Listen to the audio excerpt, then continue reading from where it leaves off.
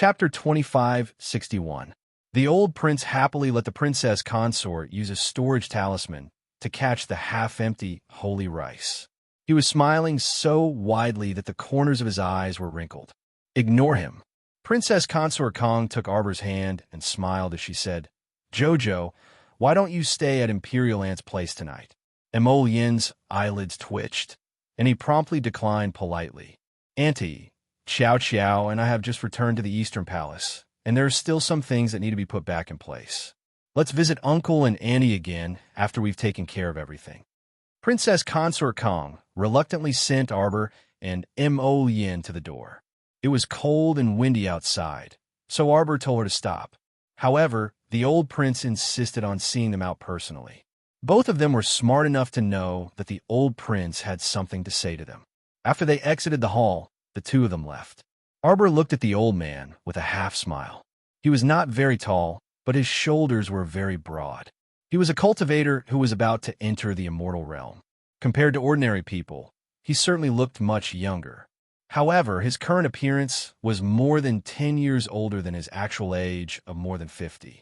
He could not even compare to ordinary people his age. Ahem. The old prince coughed awkwardly and blushed. "Lass, don't tell your imperial aunt about this, okay?" Mo Yin did not know what the two of them were talking about. She glanced at the old prince in confusion. Why did his uncle's tone have a hint of awkwardness and pleading? Why? Arbor was almost muttering to himself. The old prince seemed a little embarrassed by the question. He put on airs in front of the two juniors and coughed coldly. "What do you mean, why?" "No reason." "All right, you two brats, get out of my sight." Mo Lufeng flew into a rage out of humiliation. He chased the young couple out of the door, caught up with the carriage, and immediately had Steward Wang close the door. Mo Yin could not help but be taken aback by his sudden change in attitude. What happened? Prince Mo couldn't help but ask after boarding the carriage. Why did she feel that her uncle was moody? He had no idea what was going on. Jojo snorted at him. Mo Yin felt like her heart was about to melt. She quickly reached out and pulled the little girl into her arms. She lowered her head and kissed her on the forehead. "Jojo, don't be angry, okay? I'll tell you everything in the future, no matter if it's big or small or boring." "Mine." The little guy raised his head and solemnly warned the man, "Mine." Mo Yin could not help but laugh. She hugged her and nodded repeatedly. "Yes, yes, I'm yours. From top to bottom, inside and out. Even a strand of my hair belongs to you, okay?" Only then was the little fellow satisfied. She felt a little better and nodded. "It's good that you know." Mo Yin could not help but kiss her tender little face twice. "Then can you tell me now, what were you and Uncle talking about?" Uncle was eating an aging pill with rice. "Were you surprised? Were you surprised?" When the bowl of rice was served, Sir Jojo could smell that something was wrong. To put it bluntly, this aging pill was actually a type of poison. If one took one every 7 days, it could imperceptibly change a person's appearance. Simply put, it would make a person age little by little. In the beginning, Lin Mingya found the old prince pleasing to the eye because of the existence of the princess. Chapter 2562. But now, Lady Chow Chow was in awe of the old prince. "It was easy to say that I would grow old with you, but it was extremely difficult to do." Mo Lufeng was a cultivator, but Lu Lanyun was just an ordinary person. She would definitely grow old before him. No matter how many beautifying pills she took or how many beautifying skincare products she used, she couldn't stop her body from aging as time passed. Mo Lufeng secretly took the aging pills and grew old with his wife. If his wife had 2 more wrinkles on her face, he would work hard to have 4 more.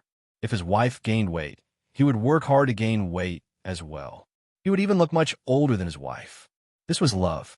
He would fulfill his promise without hesitation. He would grow old with her. Sir Jojo sniffled and nuzzled his head in Mo Yin's arms. "I'm a little touched." While hugging his wifey, Mo Yin also recovered from his shock and inwardly mused, "Uncle is truly a man." "Looks like the Mo family isn't all crooked after all," Arbor commented. Prince Mo didn't know whether to laugh or cry. "Don't judge us by the standards of the Crown Prince of Giant Pain.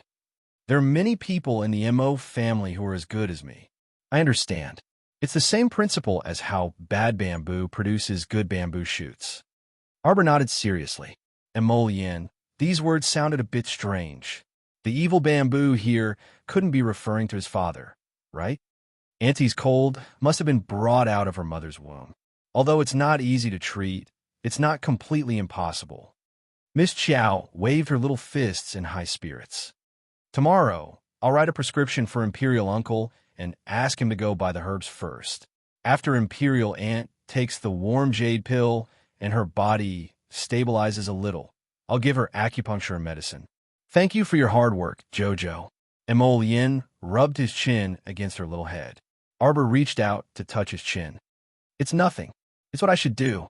The Princess Consort was so good. She also hoped that her life would get better and better. Jojo. Emollient's eyes deepened, and he couldn't help but lower his head. His thin lips gently covered her lips, and they were entangled for a while. His little wife was so wonderful that he didn't want to let go of her for even a second at this time. In a remote corner of the Mu family's Ting lawn courtyard, a big storm was brewing. The moment Xiao Yingchun returned home, she collapsed in her mother's arms like a deflated ball. She wept and repeatedly recounted the events that happened in the afternoon.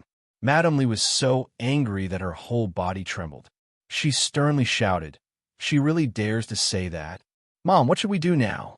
Xiao Yingchun's eyes reddened in fear. "That bitch wants to deal with me, Mom. That slut really sent someone to bring a message to the Mu family's patriarch. She said that if the Mu family doesn't deal with me within 2 days, she will personally deal with me. Mother, what should we do now, Mother? I don't want to die." Xiao Tsong raised his eyebrows and said angrily, "I already told you not to let your imagination run wild, but you didn't listen. See if something has happened now. Eldest sister, it's one thing for Mom to be brainless, but why are you so brainless as well? Tell me, how many times have you suffered at the hands of Arbor? You've forgotten the pain after the scars have healed. I think you have a pig's brain. Shut up." Madame Li angrily shouted. She hugged her daughter and shrieked, "That bitch Arbor, she's not giving us a way out. The 3 of us have to die." Chapter 2563. Since that's the case, what else is there to say? The 3 of us will fight it out with her. Let's see who can't win.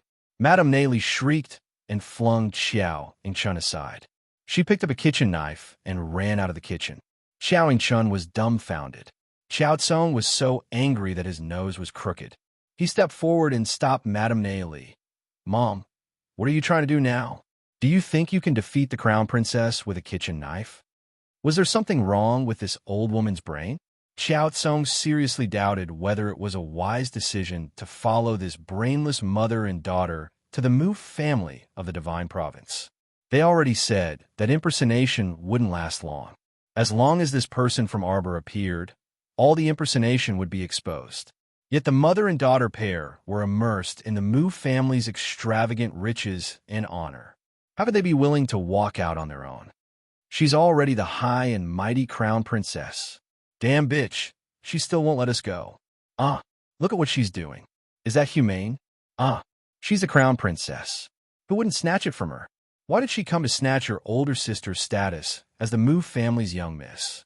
Is there something wrong with her? She's a crown princess. Does she need the status of the Mu family's young miss? Why can't she let your older sister enjoy life? Your older sister is her elder sister from the same clan. Everyone's bloodline is natural. What's the meaning of this? She just won't let us have a good life.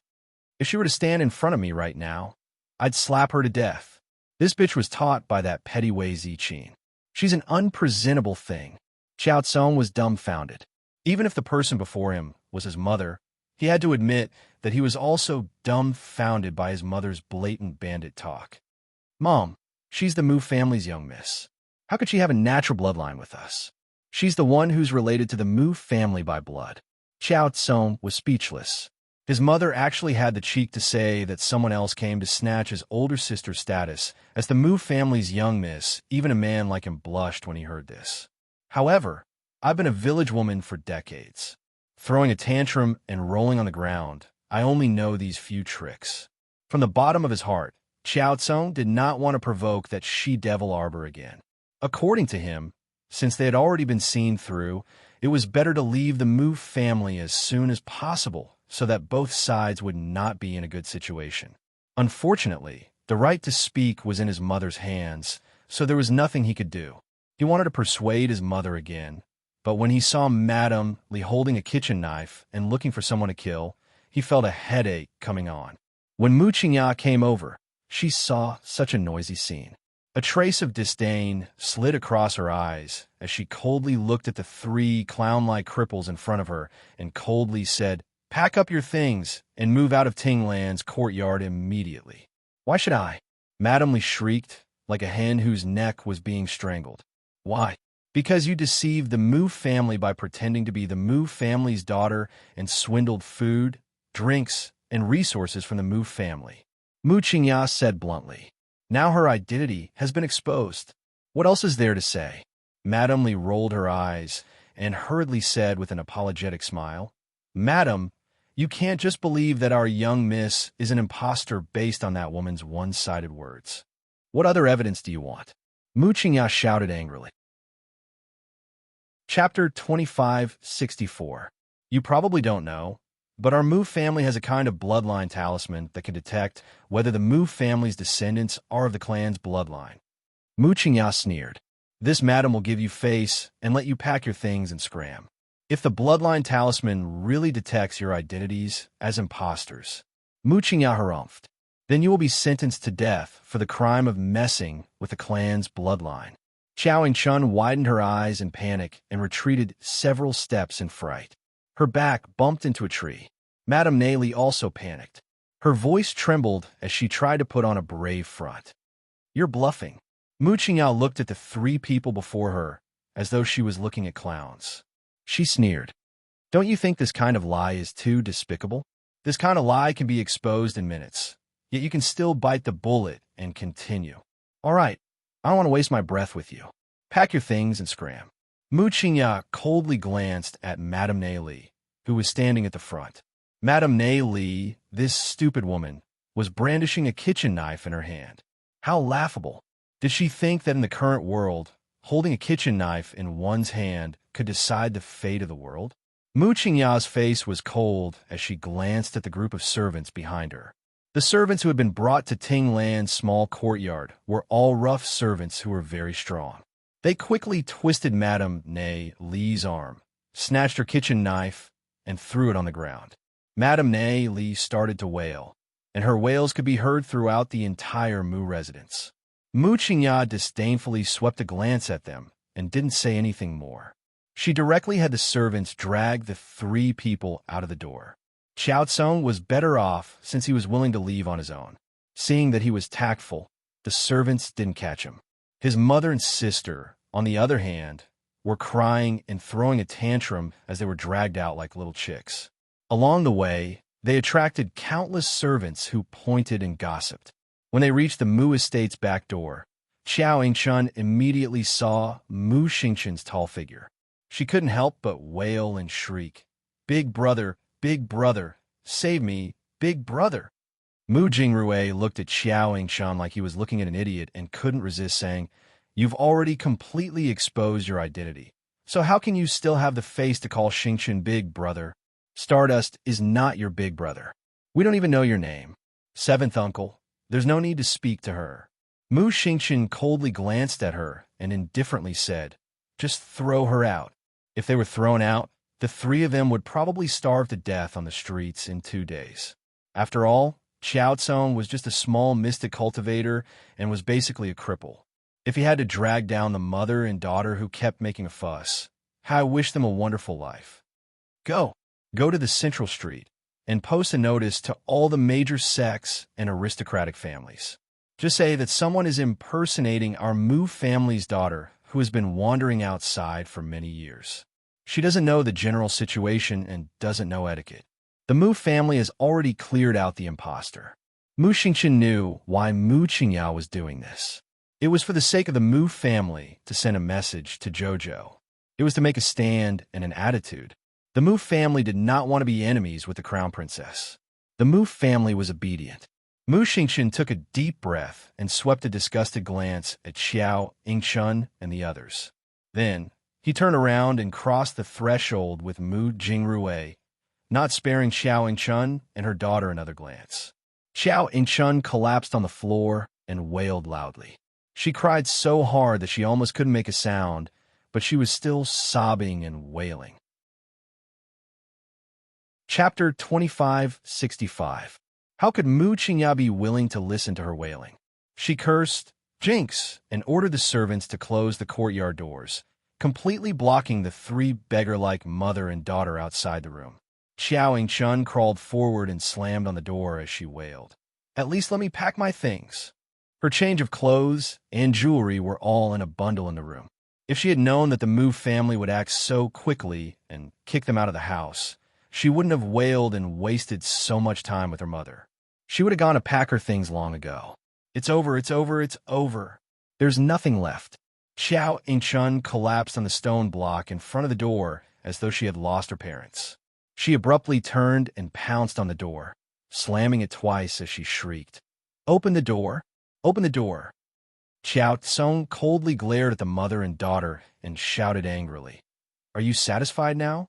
Living like this, there was no way he could go on like this. If you want to make a fuss, go ahead. I'm leaving first." Xiao Yingchun abruptly turned her head and stared at Xiao Tsong, flabbergasted. Xiao Tsong didn't even look back. He was a man of his word and turned to walk toward the back alley of the Mu estate. He was no longer willing to stay by this foolish mother and daughter's side and suffer misfortune again and again. They could only rely on themselves in the future on how they would walk and how they would end up. Although he was very bewildered by the current situation, everyone had to find their own path in life. He couldn't always rely on others. Xiao Tsong, who had learned from his mistakes and deeply understood that Arbor wasn't a place to be trifled with, felt that this matter wouldn't end so easily. Mom and sister were already hopelessly stupid. What awaited Madame Nei Li and her daughter was probably even bigger trouble. He withdrew and left suavely. Thinking about it later, it was a wise move. He was too weak to take revenge, so he could only silently wish Madame Nei Li and Xiao Yingchun the best that they didn't court death themselves. The next afternoon, Princess Consort Kong received a gift from the little crown princess, personally delivered by Auntie Jing. It was a beautifying ointment in an exquisite white jade box. There was also a list of medicinal ingredients, which was clearly for the elderly prince. Wang Fei was extremely touched and replied with a lot of food and all kinds of gifts for Aunt Jing to bring back. When Louis Ran received the news, she could not help but be jealous to death. She threw around and fought in her room for the entire afternoon. She was so angry that she did not even come out to eat. The princess consort didn't spoil her either. It was up to her whether she ate or not. Louis Ran still hadn't eaten, so Wang Fei asked the kitchen to serve a few side dishes. Louis Ran would eat in her room. In the afternoon, carts of gifts were sent to the Eastern Palace. When everyone saw that it was Prince Kang's carriage, they couldn't help but be curious and secretly inquire about it. She didn't expect that the relationship between the crown prince and his wife would be so strong as soon as they came back. She heard that the crown princess and Princess Kong had a great chat yesterday, and was even invited to Prince Kang's foo as a guest. Arbor slept until the sun was high in the sky. Just as she finished washing up and getting dressed, she saw Eunuch Shun run in with a face full of joy. "Crown Princess, His Majesty summons you." He was summoned so soon? The little crown princess raised her eyebrows. She had thought that she would be left out for a few more days. Haha, looks like he can't wait to see his son. Where's the crown prince? Sir Jojo asked. His Highness the Crown Prince said to have you eat breakfast first. His Highness will be here in a moment. Eunuch Shin grumbled inwardly. What breakfast? It's going to be lunch soon. The little crown princess was most likely spoiled by His Highness the Crown Prince when she opened her eyes and found fault with His Highness the Crown Prince. The 10th watch ended. Chapter 2566. Ever since the cold porridge incident in the kitchen, the Crown Prince ordered the opening of a small kitchen in the Eastern Palace. He even personally allocated a sum of money to be used to buy fresh ingredients every day. In addition, he also selected a group of extremely skilled cooks to serve the little crown princess. In the past, because the Eastern Palace did not have a master, This small kitchen existed in name only. Now, this small kitchen was bustling with activity. The Crown Princess was a child who was used to eating 3 meals a day. Every day, she would stir-fry, boil soup, and make desserts. These were all necessary. Today's breakfast consisted of 12 desserts, 4 types of porridge, and 2 types of noodles. How could the little Crown Princess eat so much? The rest was taken out by Kai Xiu and the rest. Ever since the little Crown Princess returned, Kai Xiu and the rest felt that their waist had also become much rounder. After eating, Yin still had not returned. The little fellow was a little bored. She took out a book and nestled in an ivory armchair covered with a long velvet blanket. She casually flipped through page by page. When Yin returned, he saw the little fellow curled up and sitting by the window. "Aren't you cold?" Sitting there and enjoying the breeze. Yin walked up and carried his little wife up. He looked at her with a smile. "Did you miss me, Jojo?" "No." Sir Jojo reached out to push his handsome face away and muttered, "We just met this morning." This man's behavior was vile. He woke her up early and even kissed her awake. He insisted on telling her that Jojo was good morning before he was willing to leave thinking of this. Sir Jojo could not help but roll his eyes. Yin chuckled and reached out to poke her little face. "You heartless little thing, I've always missed you." Yin set her down and sized up her attire today. She had donned a set of embroidered battle clothes again. Yin secretly laughed in his heart. Every time the little fellow put on the battle suit, it meant that she was ready to fight. Usually, she was used to wearing plain clothes, so it was easy to distinguish her mood. Jojo didn't know that the man had seen through her. She raised her head and asked, "Are we going now?" Yin lowered his head and rubbed the tip of her nose. "Do you want to leave him out for another 2 days?" "Hee. This is the son of the great emperor. Yesterday, Prince Kang's mansion invited us over for a gathering. Both the host and the guest enjoyed themselves. When your father heard the news, he definitely couldn't sit still." Sir Jojo pursed his lips. "Your father must be thinking that when the little brat came back, I, as his father, didn't even have the time to take a look at him. You, as his uncle, took a look at him first." Although the little fellow was too lazy to say anything else, Yin had already understood what she meant. He smiled and pinched her cheeks. "You mischievous girl. Let's go." So, holding the little fellow's hand, he walked out of the Eastern Palace and boarded the carriage that had already stopped by the roadside. The carriage followed the spacious palace path and slowly made its way to the extreme palace of the great emperor. In another wing of the imperial study, Yoshing's handsome face was slightly pale. He exerted force on his wrist and crushed several brushes with a crack sound. Hu Dequan, who was accompanying him and serving the brush and ink, had small beads of sweat on his forehead. He could only secretly pray in his heart. "Hurry up and come, hurry up and come." 2 little ancestors, the journey from the Eastern Palace to the Extreme Palace is only a short while. Why are they still nowhere to be seen? Just as Eunuch, who was feeling uneasy and uncertain, he heard a young eunuch's voice from outside. "Reporting to your majesty, the Crown Prince and the Crown Princess have arrived." Chapter 2567. Hu Dequan heaved a long sigh of relief. The 2 ancestors had finally arrived.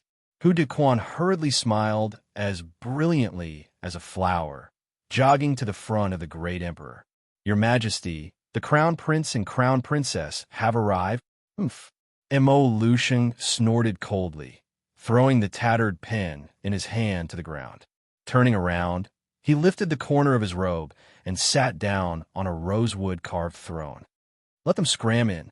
Hu Dequan's mouth twitched, hurriedly opening the door and shouting, "Summon the Crown Prince and Crown Princess for an audience." So many problems. The young couple ridiculed in their hearts at the same time. Hand in hand, they both stepped through the door and into the great emperor's study. Behind the 2, Hu Dequan's eyes clearly twitched. He kept feeling that this scene wasn't quite right, but he didn't know what was wrong. The Crown Prince and Crown Princess were both dressed in fiery red today. They were really a handsome man and a beautiful woman, very compatible. "All right, The two actually walked in hand, directly walking in front of the great emperor. Like two pieces of wood, they stood there without moving. Hu Dequan lifted his sleeve to wipe his sweat. He kept feeling that the great emperor would flip out next. Unexpectedly, he still couldn't guess the great emperor's thoughts. The great emperor silently looked at the young couple in front of him, actually not saying anything for a long time. In fact, Mo Lushing looked at the pair in front of him. To say that he didn't feel emotional would be a lie. His son looked very similar to Wu Xia he had long known, especially that pair of phoenix eyes. It was simply carved out from the same mold as Wu Xia. That year, he also held his Wu Xia in such high spirits and insufferably arrogant to see his imperial father. With a serious face, he told his imperial father, "In this life, I will only marry Wu Xia alone." Looking at the young couple in front of him, Mo Lusheng actually became somewhat absent-minded, thinking of Wu Xia lying in that cold place. His heart, as if a blunt knife was cutting his flesh, the pain was tight. Jojo poked Mo Lian's waist discreetly. "Why does your father keep looking at us like that?" "Who knows?" Mo Lian looked unhappy. She called him over, but he didn't say anything. "I don't know what he wants." "Then let's go." Jojo looked up at the man with a questioning expression. Hu Dequan, who was at the side, almost knelt down in front of these two. "Can the two of you not be so overboard when you're whispering to each other?" Also, who wouldn't immediately pay their respects to the great emperor when they saw him? This strange couple strolled to the Polaris Palace as if they were strolling in their own backyard. They secretly communicated with each other in front of the great emperor and even privately discussed their plans to leave. Hu Dequan felt that the great emperor was quite pitiful to have such a strange son and daughter-in-law. When Mo Lusheng came back to his senses, he heard Jojo say, "Then let's go." What made him angry was that his brat even hurriedly nodded, looking very much in agreement. Holding the little girl's hand, he turned around and was about to leave. "Stop right there," Mo Lusheng shouted, unable to vent his anger. Mo Lian and Arbor turned their heads at the same time. Two pairs of eyes simultaneously looked at the great emperor who was standing in front of the desk with a gloomy face. "If you have something to say, say it. What are you shouting for?" Hu Dequan, the great emperor, couldn't help but be angered by these two. The way they spoke and acted was quite humorous. They even spoke in unison. Hee. "What did you call us over for?" Chapter 2568. Mo Lian was displeased as he sized up the great emperor from head to toe, harumphing coldly in his heart. Mo Lian didn't know how to feel about this biological father who threw her on Seacone planet to fend for herself since she was young. Hey, that wasn't necessary. Dislike? It seemed a little. In any case, she didn't like him that much. Moreover, father and son hadn't lived together for more than 10 years, so the feelings between them were very distant. Mo Lian couldn't remember what it was like before she was 3 years old at all. She heard the elders say how much her father loved her. Something about conferring her the title of crown prince the moment she was born and telling everyone in the world about it. Something about holding her in the imperial study to review memorials. It felt like she was listening to some heavenly book. She didn't feel anything. In any case, for as long as she could remember, she had stayed on Seacone planet. She only felt the old great King Mo Lei's fatherly love, Empress Zhao's motherly love, and Empress Dowager Meng's kindness to her. As for this person in front of her, Mo Lian curled her lips and coldly swept her gaze over the emperor of the divine continent. Mo Lushing saw his son's unfamiliar and distant gaze and couldn't help but feel a little upset.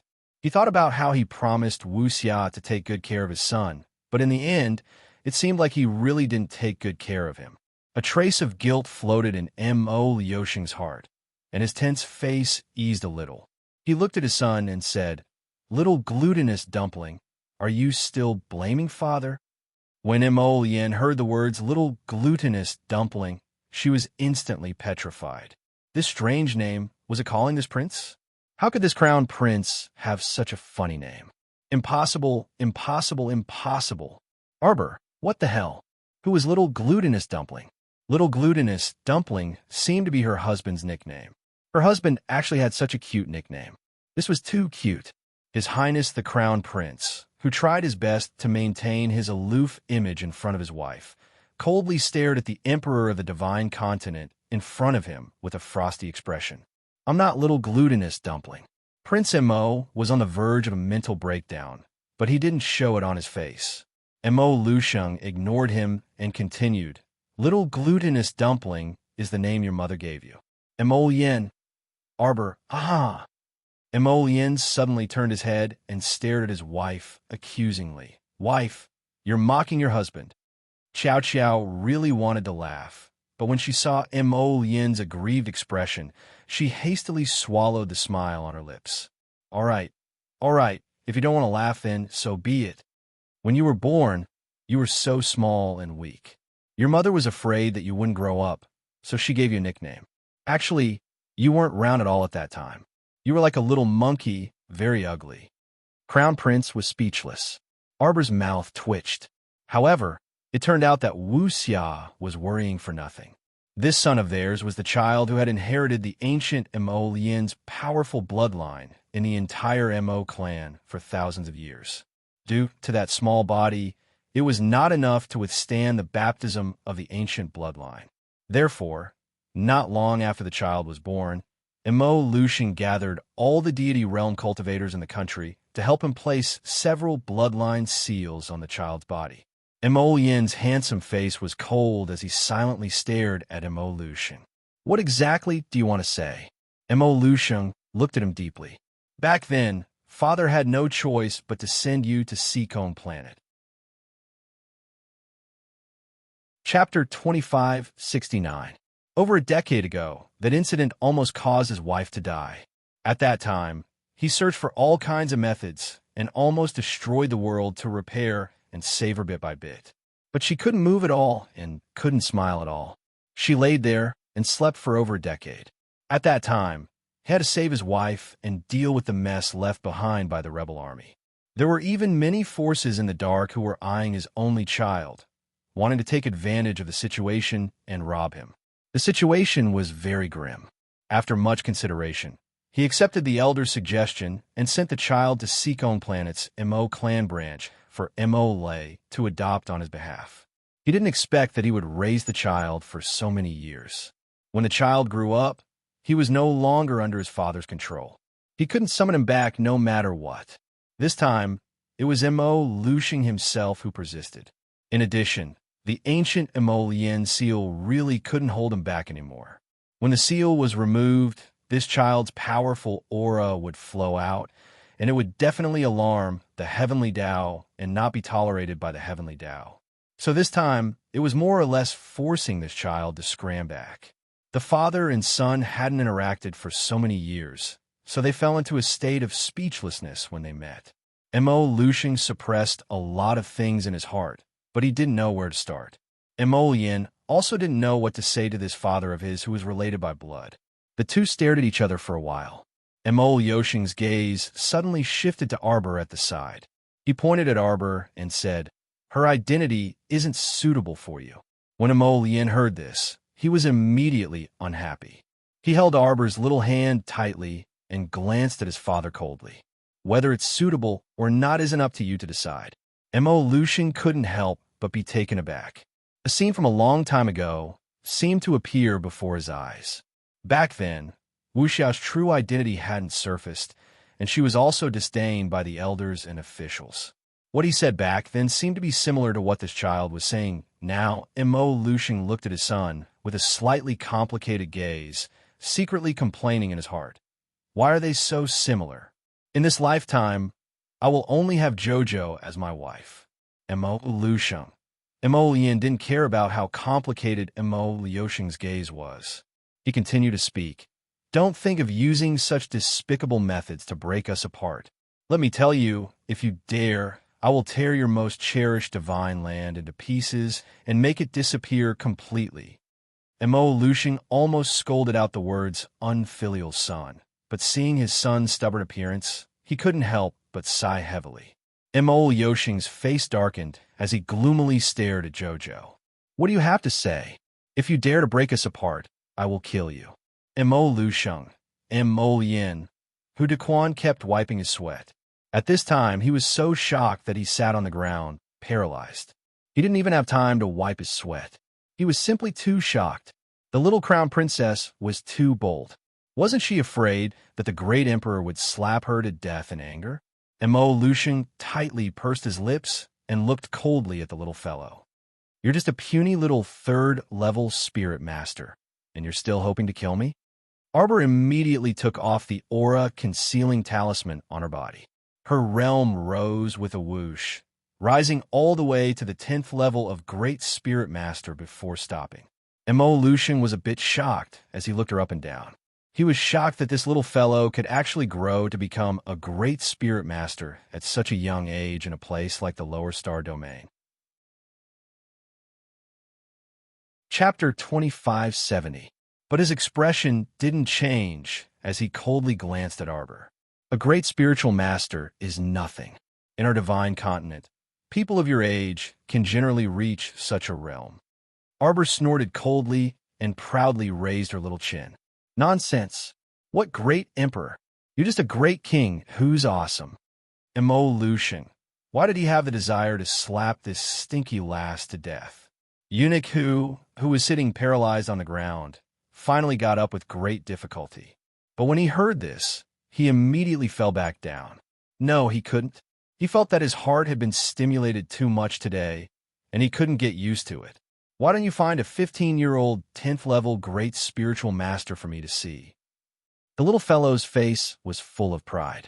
Even if there is, it's only an extremely rare few. Don't deny it. You don't have any common sense, and you're still a great emperor. His words were filled with disdain. The great emperor was about to be angered to death by her. He fiercely glared at her and sneered. Little lass, it's not a good thing to be too arrogant. Even if your achievements are quite high now, it doesn't mean that in the next few decades, you'll be able to smoothly increase your realm. Let's take the 5 spirits reincarnation as an example. A little lass like you can't possibly go through the 5 spirits reincarnation. This also means that you'll always stop before the divine realm. Sorry, my divine sense has already entered the divine realm level. That's right. It's extremely difficult for a female cultivator to become a divine realm expert. The great emperor suddenly paused. What did you just say? Eunuch whose eyes twitched. Emolian glanced at the emperor without batting an eyelid, inwardly pitying this old geezer. Boasting in front of his Jojo, he deserved to be attacked. My divine sense has entered the divine realm level. Arbor impatiently repeated. As long as my cultivation goes up, I can enter the divine realm whenever I want. The great emperor of the divine continent stared blankly for a while before saying with a dark face, Nonsense. You're the one who's talking nonsense. Arbor glared at him impatiently. If it weren't for the fact that you're Emolian's father, I would have beaten you up. Eunuch who secretly sucked in a breath. The veins on the emperor's forehead bulged as he glared at Arbor. Impudent lass, do you know who you're talking to? Arbor looked at him as if he was an idiot. Emperor, what should he do if he wanted to slap the little girl to death more and more? I am the emperor of the divine land. Watch your attitude. The great emperor couldn't take it anymore and roared. Arbor pursed his lips and tugged at Emolian's sleeve. Why are you yelling at my wife? If you have any problems, come at me. Eunuch who looked at the great emperor with sympathy. Why did he feel that his emperor was so pitiful? He didn't dote on his son, and his daughter-in-law was disrespectful. It felt like he was an adopted father. If you dare to do anything to my wife, don't blame me for being merciless. How do you want to be merciless? Mo Lusheng was so angry that he wanted to vomit blood. If a single hair on my wife's head is harmed, I will destroy the entire divine land. He didn't care anyway. What did the good or bad of the divine land have to do with him? Mo Lusheng was so angry that he wanted to slap this brat to death. He kept talking about destroying the entire divine land. If word got out, who knew how much gossip it would attract? You're not allowed to say such disgraceful words in the future. Then you're not allowed to make things difficult for my wife. Mo Lien insisted, unwilling to give in. I was delayed by something today. It's going to be late. You guys go to sleep first and come back tomorrow. Chapter 2571. It's not that we want to make things difficult for you, Mo Lusheng said angrily. It's just that her identity isn't suitable for you at all. What's not suitable about it? Mo Yin also glared back coldly. Jojo is also a member of the 6 great patrician families. I don't believe you don't know. At yesterday's Plum Blossom banquet, the matter of the real and fake Mu Qiao had become so exaggerated. The news of the Mu family publicly chasing the fake out had already spread throughout the entire imperial capital. He didn't believe that the emperor didn't know it all. He had already investigated Jojo countless times. Mo Lusheng said coldly. So what if she's a member of the Mu family of the Divine Province? Can she be mentioned in the same breath as a proper daughter of the Mu family? So what if she returns to the Mu family? People will still secretly say that she's a girl from the Mu family who had been stranded on Seacone Planet for many years and was born as a village girl. I'll smash the mouth of whoever says it, Mo Lien said coldly. Do you think you can shut everyone's mouths? As long as there are no people with ulterior motives stirring up trouble, I believe there are rumors, but they won't spread to the streets. When Mo Lien said the words, people with ulterior motives, he deliberately glanced at the emperor. Mo Lusheng was angered by this brat's glance.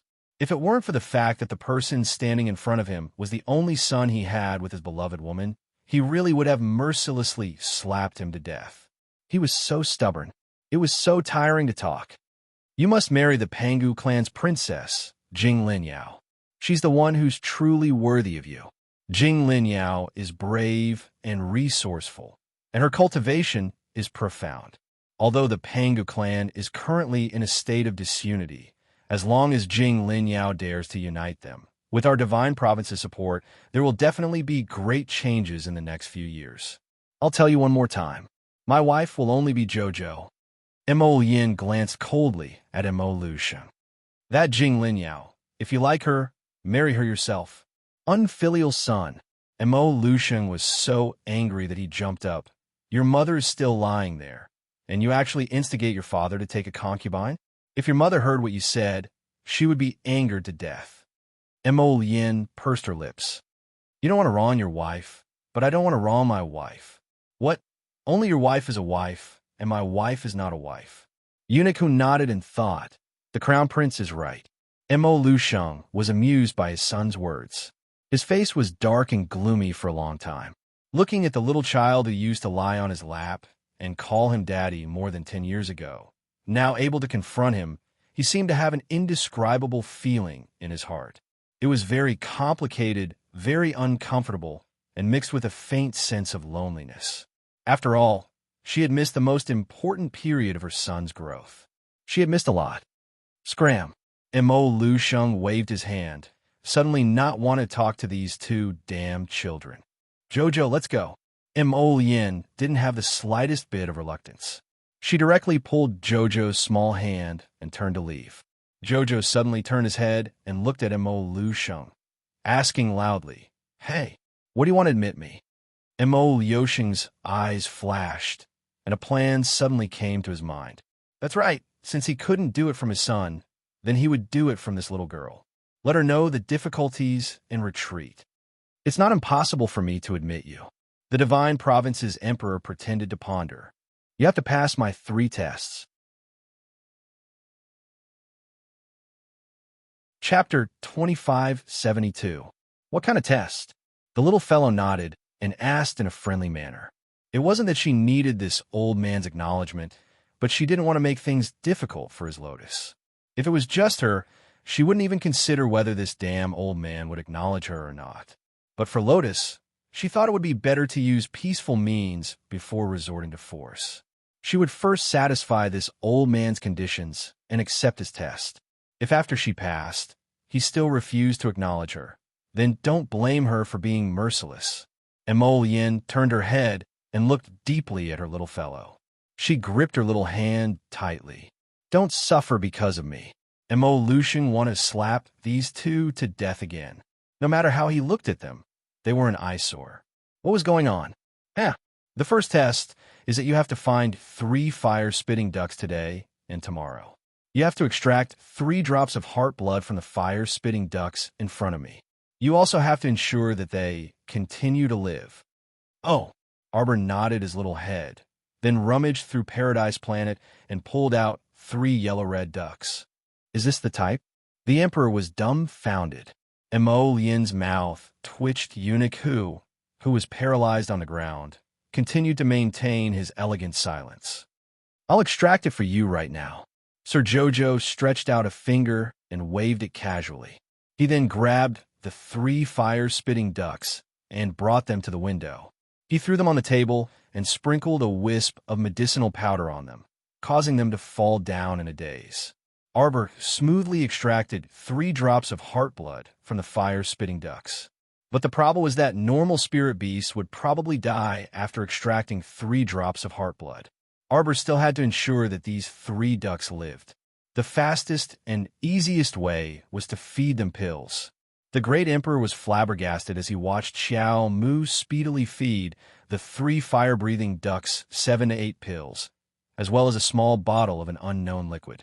After a while, the 3 lively fire-breathing ducks began to wander around the imperial study. The great emperor gritted his teeth and sneered. What a waste of pills! With so many pills, it was obvious that they weren't of low quality. Yet, she was only using them to feed 3 low-level spirit beasts. How could she do such a thing? What's the second test? The second test is to find a bloodshed vermilion fruit within 3 days. Mo Lian was stunned, and then a trace of displeasure flashed across her face. Aren't you deliberately making things difficult for people? The bloodshed vermilion fruit is a saint-grade spirit fruit. Where can we find it in 3 days? Isn't it just to make things difficult for you? The great emperor secretly snorted. If it wasn't difficult, why would he take it out for a test?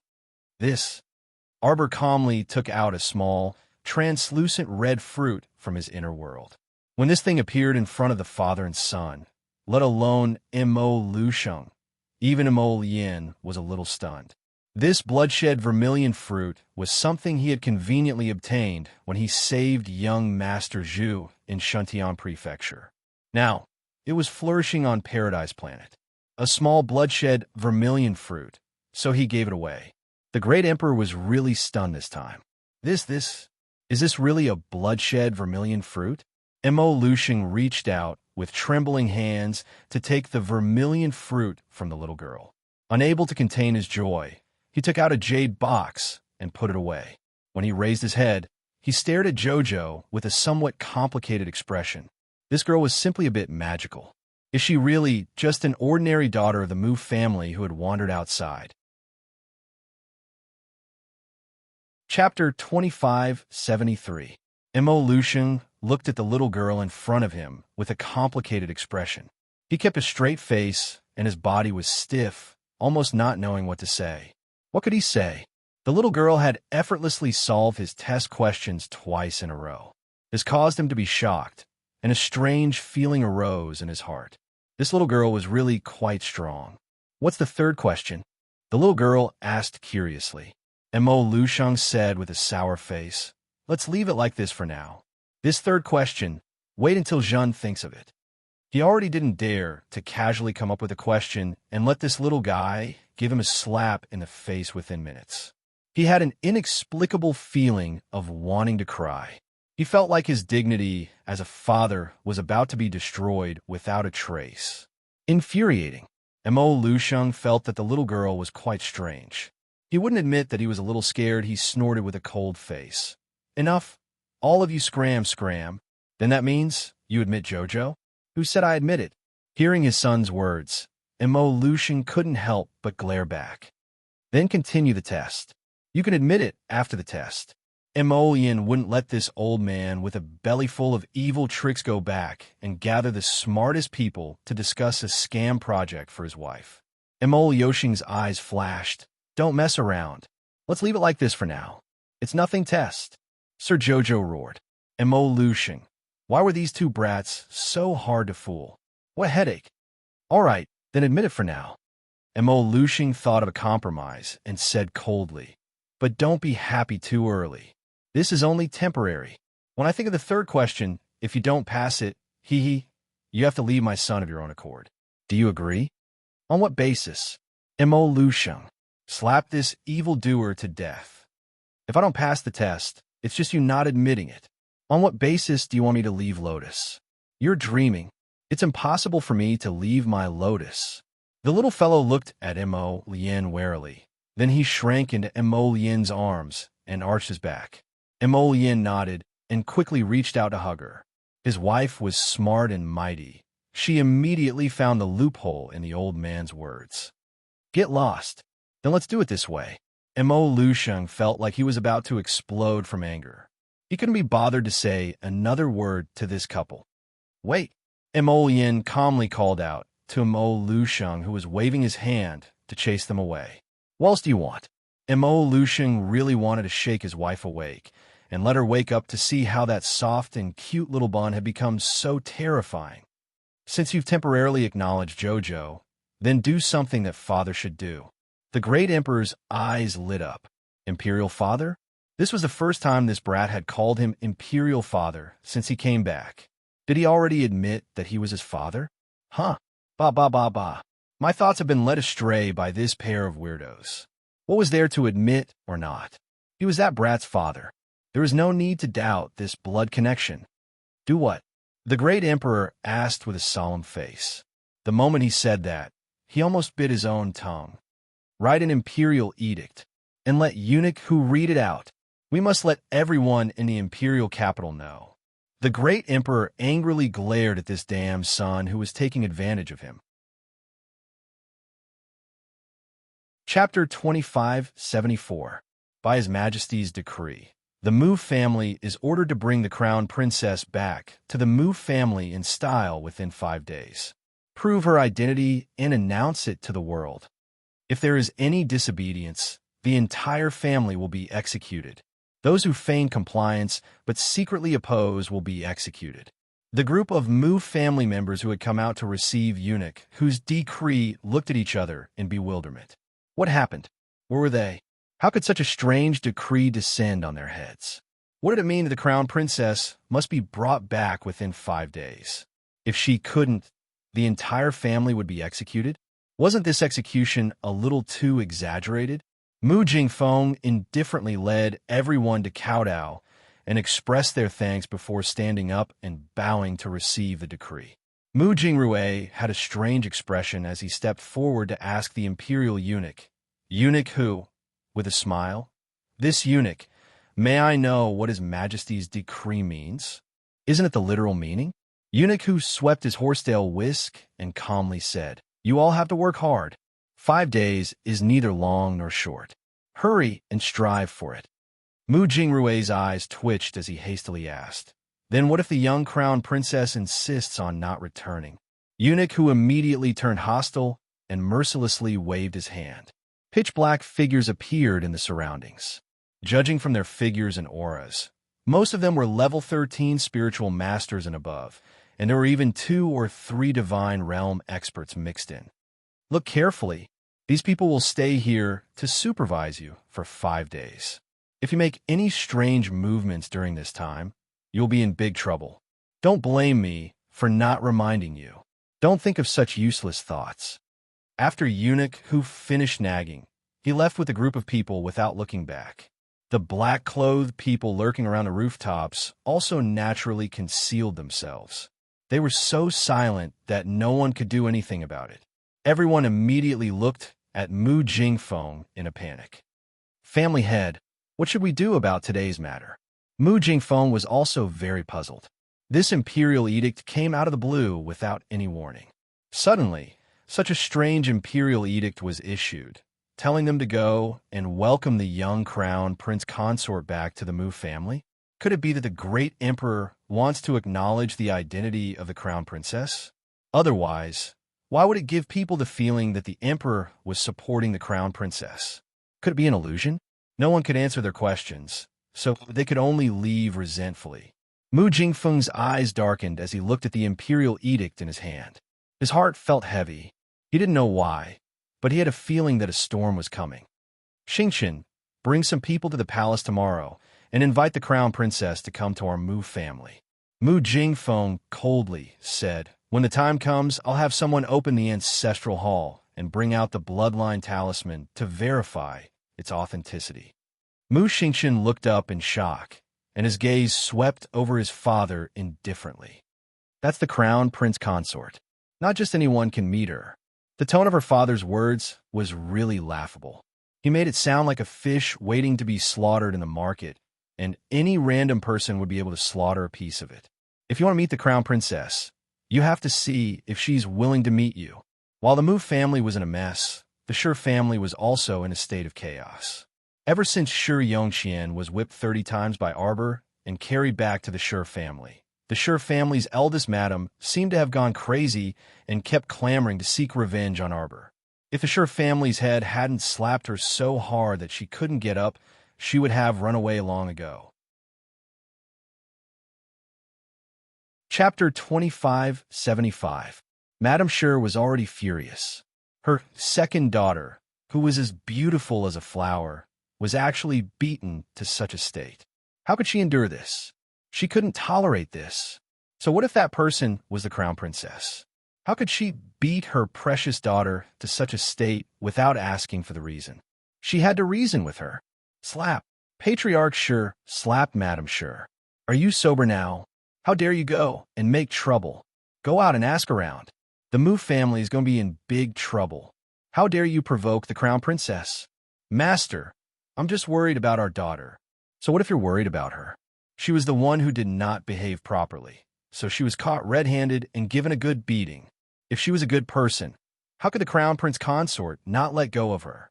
What other reason could the crown princess have to whip her? Don't blame others for your own stupidity. Patriarch Shi waved his hand and said angrily, "That's enough. You're not allowed to go anywhere." After Madame Shi ran away, crying, the eldest son of the Shi family frowned and said, "Father, is the matter with the Mu family true? Could it be that the emperor has acknowledged the crown princess, so he's anxious to prove the crown princess's identity so that she could be a good match for His Highness the Crown Prince?" Patriarch Shi shook his head. It's not so easy to guess the emperor's thoughts. We don't need to care about anything and just wait and see. After a pause, he said, "The emperor has been silent for many years. Many people have forgotten that he himself is a transcendent realm master. It's said that more than half of the purple forest guards of the 7 color guards are transcendent realm masters. This is a very strong open guard. The emperor probably has countless hidden guards in his hands. No one knows what realm they are in. If the Mu family really disobeys the decree, they will face the wrath of the emperor and be destroyed." The eldest son of the Shi family took a breath and nodded with a sorrowful expression. Although the Mu family's decree is strange, it's not without reason. Right now, the situation is hard to predict. The crown prince has yet to enter the court, his voice lowered. After His Highness the Crown Prince enters the court, I'm afraid the situation will become even more treacherous. We have to be careful at every step. I'll listen to you, father. The eldest son of the Shi family nodded. Let's see what the Mu family will do. Your sister and mother, those 2 idiots, can't do anything right. Keep an eye on them and don't let them cause any trouble. Yes. At this moment, the great emperor, who was sulking in his study, crushed a pen. He wasn't the young crown prince consort's protective umbrella. Those brainless fools. What kind of messy news have they spread? He couldn't wait for this little crown princess to get out of Dragonflame City as soon as possible so that she wouldn't always bring trouble to herself. No, he had to gather all the strategists and discuss the 3rd project as soon as possible so that the little crown princess wouldn't be able to bear the consequences. Achoo! Sir Jojo reached out and rubbed his red little nose. He retracted his head from the window and wrapped his cloak tightly around himself. Crown Princess, a young master of the Mu family called Mu Xingqian, is outside Chengxian Gate asking to see the Crown Princess. The little Crown Princess ignored him. She took out the 9 stars mirroring the moon cauldron from her inner world and began to study how to make pills. It wasn't until evening, when Mo Lien returned from the study, that Jojo finished refining the last batch of pills. He put away the 9 stars mirroring the moon cauldron and popped the pill into his mouth, chewing it like a candy. Mo Lien smiled, and winked at her. The moon is beautiful tonight. Do you want to accompany your husband for a walk? 10 o'clock. Chapter 2576. Sir Jojo handed him a small box with a rectangular carving. Here, eat it. You can eat it every day or every few days. I'll give it to you after you eat it. It tasted pretty good. The little fellow gave him such a look. Emolien couldn't help but laugh when he saw that. These black-level nourishing pills were indeed pretty good. Not only did they not have any side effects after long-term consumption, but they could also strengthen the meridians and strengthen the body. They were also effective for immortal supremacies. Jojo's products were definitely of high quality. The little fellow took out another pill and threw it into his mouth, chewing. Then he jumped into Emolien's arms and rubbed his chest. I'm not going out for 3 days. The Mu family will be worried sick. But since you're inviting me so warmly, I'll reluctantly accept. Emolien laughed out loud. He reached out and lifted the little fellow up high, kissing him hard. My Jojo, is it really okay for you to be so proud? Okay, that's great. Sir Jojo nodded secretly. He wrapped his arms around his neck and rubbed his head against his shoulder. He called out softly, Lien.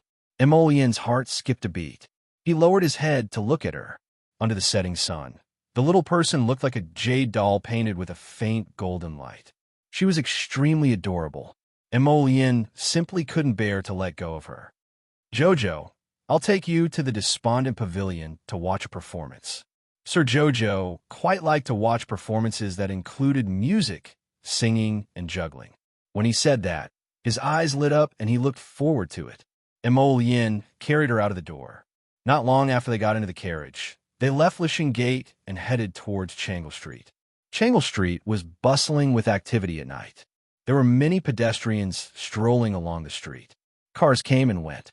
Rows upon rows of restaurants and restaurants lined the street. Everyone was bustling with noise and guests. From this, it could be seen that the livelihood of the people in Dragonflame City was really good.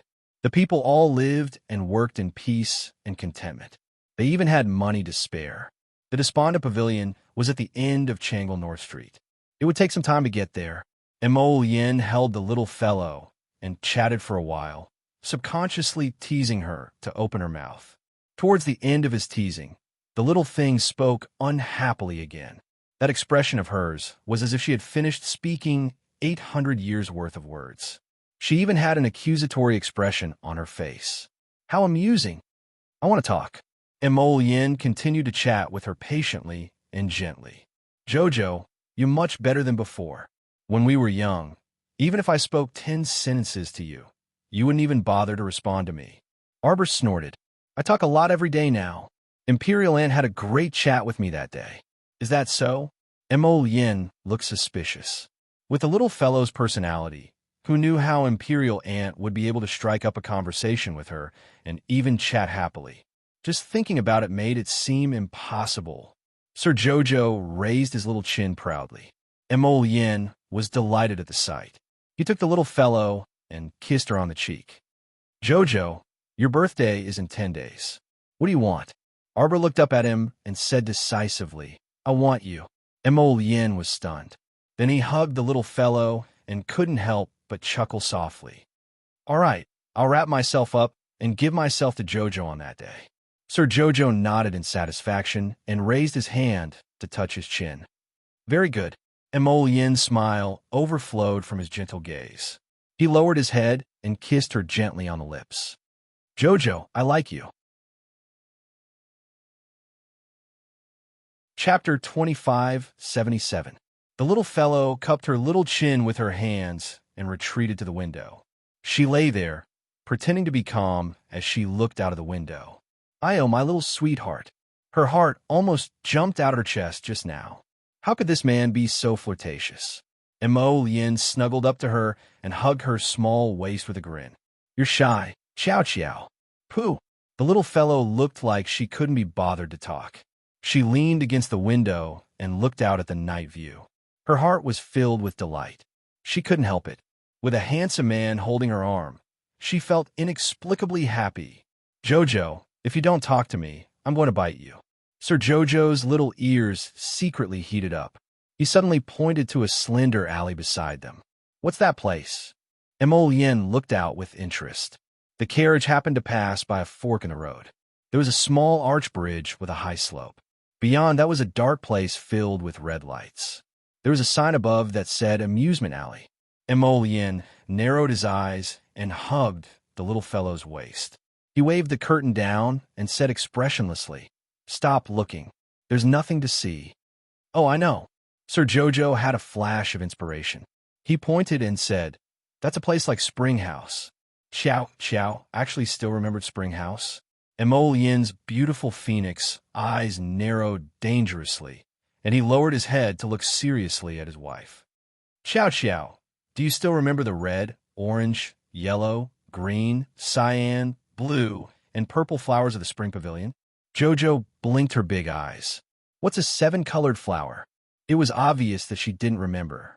It was only then that Emolien was secretly delighted, but his expression didn't change. Then why do you only remember spring-filled floor?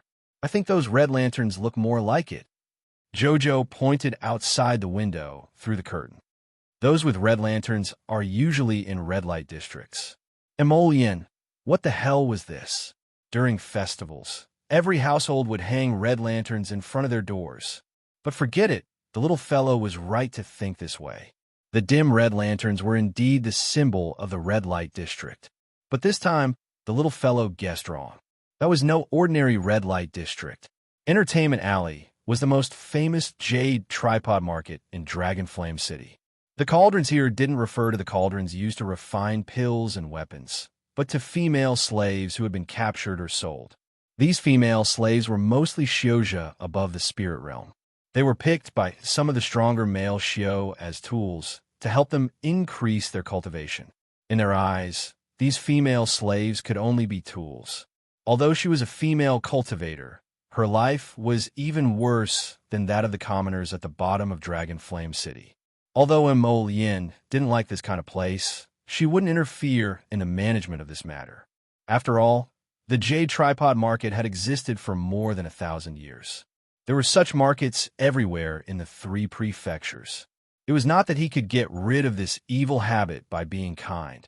Moreover, he had just returned to the Divine Land. Everything had to start anew. Before he grasped the situation, he wouldn't act rashly.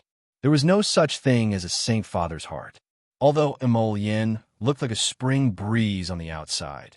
In fact, she was much colder than Jojo in the depths of her heart. After all, she had always been in a superior position. Her way of looking at people and her way of thinking was always from the big picture. Why aren't you saying anything? Chapter 2578. Emolien came back to his senses and saw that the little fellow had climbed onto his lap like a soft little animal. She was sitting in his arms and looking at him with a puzzled expression. The man almost couldn't control himself and pushed her down reflexively. Then he hurriedly carried this little ancestor to the side and calmed his agitated emotions. He coughed lightly and said, "Jojo, don't crawl around." Arbor pursed its little lips and resentfully retracted its little claws. With such an interruption, she had long forgotten the question she had asked him earlier. Emolien naturally wouldn't take the initiative to mention the jade tripod market. So this matter passed just like that. Not long after, they arrived at the Despondent Pavilion. The two alighted and were welcomed in by 2 quick-witted page boys standing at the door. To enter the garden, one had to pay a fee of 100 spirit coins per person. The price wasn't low. If one wasn't from a wealthy family, one wouldn't come to such a place to spend money. The two of them came at the right time. The private room on the 2nd floor was the last one. The hall below was already filled with people. The performance was about to begin in 15 minutes. The Despondent Pavilion was a place where one could eat and play, so business was booming on weekdays. At night, it was even more packed every day. It was said that the pavilion master was very good at doing business. He was very good at taking advantage of the rich's tendency to compete and spend money recklessly. Every single performance was set up to compete for prizes. After the performance, a host immediately went up and shouted, "How many spirit coins did this Master Wong spend?" Master Zhao gave a deed to his side garden. There were too many of them to count. After the performance, the rich enjoyed watching and spending money to their heart's content. The pavilion master of the Despondent Pavilion also made a lot of money. The most important thing was that the pavilion master of the Despondent Pavilion's performance was full of tricks. If other people wanted to copy the pavilion master's ideas and set up a variety show pavilion of their own, it would be impossible. The main reason was that this pavilion master was too smart. After a while, he would launch a new round of programs and lead a new trend in Dragon Flame City. Even if the group of people below wanted to copy, it was useless. They had just copied someone else's old tricks, and someone else's new tricks would immediately follow. The endless new tricks were too much for the eyes to take in. The rich people all liked to run to Despondent Pavilion. As for the rest of the small fries, even if they went to other pavilions, they would not lose much. Mr. Jojo reached out to take an exquisite menu and flipped through it. He looked curiously at the waiter who was wearing a red festive outfit. Your menu is quite interesting. In other restaurants, a few words were written on a wooden board and hung on the wall for customers to order. There were also some small shops that didn't even have any brands at all. Whatever customers wanted to eat was completely up to the waiter. His family was different. Not only did they make an exquisite menu that was as thin as a book, but the prices of the various dishes were also clearly marked. For example, a plate of potato powder cost 50 spirit coins. It was indeed expensive, but it was Jojo's first time seeing such a way of ordering food. The waiter said proudly, "Of course, our menu is the only one in the entire Dragon Flame City." The pride in his tone was fully revealed. Arbor glanced at the waiter and reached out to order a few dishes. He flipped through the page and ordered a few more. The waiter hurriedly said, "Sir, I'm afraid the two of you won't be able to finish so many dishes." Arbor ignored him and ordered a lot of dishes. Then, he closed the menu and said to the waiter, "That's all. Go and prepare." Chapter 2579. They really were two strange people. The two of them actually ordered a table full of dishes. None of them were cheap. The waiter inwardly muttered as he left the door. When he opened the door, two women passed by, seemingly inadvertently glancing at him. Bang!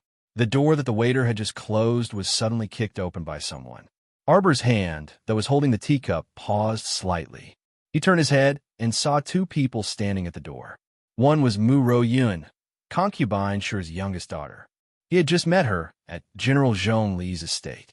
Arbor didn't recognize the other person. However, when he saw her slightly raised chin with an expression that said she was #1 in the world, a faint trace of displeasure surfaced in his heart. That's right. How could someone who could walk together with Mu Ro Yun be a good person? Why are you here? Mu Ro Yun glared fiercely at Arbor as she questioned him angrily.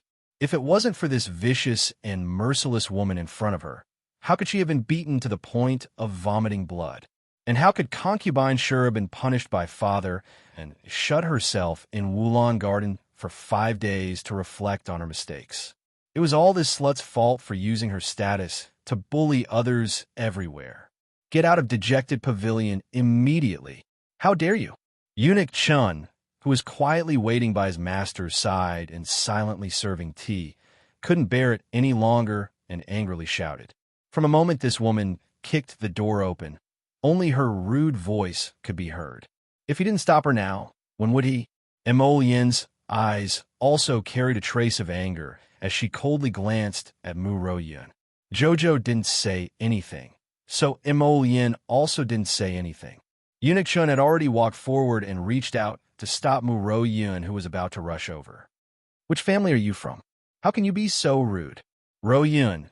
She's that self-righteous crown princess who has never been acknowledged by the emperor. She thinks she's omnipotent."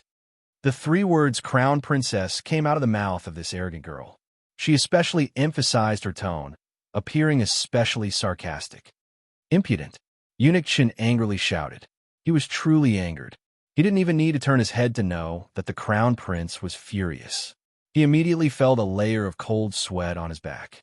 These 2 ignorant women actually dared to barge into the crown prince and crown princess private room without permission. They were simply courting death. Dog Slay, back off. A trace of anger flashed in Su Shitao's eyes. A servant dares to yell in front of me? Who gave you the courage? Eunuch Chun was so angry that he laughed. And who are you? This is Princess Tao, King Zheng's younger sister. Mu Royun looked at the little crowned princess with a smug expression. The viciousness in her eyes could not be concealed. Mo Yin's eyes narrowed dangerously. Since when did King Zheng have a younger sister? Prince Mo Yin was an orphan when he was young. By chance, he was adopted by Mo Yin's mother. That was how he became the adopted son of the great emperor. Didn't they say that King Zheng had no relatives and was all alone? Who was this little sister that appeared out of nowhere? Moreover, Princess Tao, Mo Yin sneered. Who conferred you the title of princess? Su Shitao looked over when she heard the voice. When she saw the man sitting there, her face involuntarily reddened. However, she still raised her chin and said with an extremely arrogant expression, "This is how everyone respectfully addresses me. They all like to call me princess." Moreover, her elder brother was King Zheng, a dignified prince and the adopted son of the great emperor. In terms of seniority, she naturally deserved the title of princess.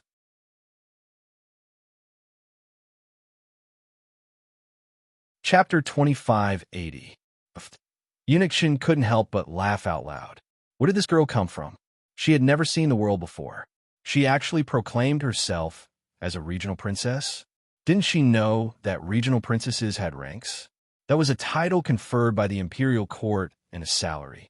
In addition, some regional princesses might even be bestowed with land. He had never seen someone like this girl, who was so boastful and hilarious. He didn't know where she got the face to actually think that there was nothing wrong with others calling her a regional princess. When Su Shitao saw Eunuch Chin's attitude, her eyes immediately turned red from anger. She swung a slap at Eunuch Chin's face. "You unruly servant! How dare you look down on me?" Ever since she followed her parents to the capital to search for her relatives and found her elder brother, Mo Shikong, she had a few good months. She was flattered by a group of noble ladies around her to the point that she almost forgot her own surname. Her personality was bossy and domineering, and she would hit whenever she wanted to. How could she care about who Eunuch Shin was? How could Eunuch Shin be hit by this woman? Seeing her slap, he hurriedly reached out to block it, using his arm to separate her demonic claws. Su Shitao was pushed back a few steps by Eunuch Shin. She glared at him. "You unruly servant! How dare you retaliate? Throw them out," Mo Yin said impatiently. Eunuch Shun hurriedly took 2 steps forward and lifted Su Shitao and Mu Royun up like chickens. He directly threw them out of the door and closed it with a bang. Mu Royun and Su Shitao both fell to the ground and stood up with ashen faces. Su Shitao said angrily, "Who is that man?" He was actually so heartless that he directly ordered his servant to throw these 2 delicate young ladies out of the door. Don't say that Mu Royun's brain was really lacking. Even now, she still didn't understand why the attack talismans she used to attack Arbor ended up injuring herself. Now, it was even more impossible for her to associate the man in the private room with His Highness the Crown Prince. How would I know? Mu Royun stomped her feet. "Regional Princess Tao, you also saw it.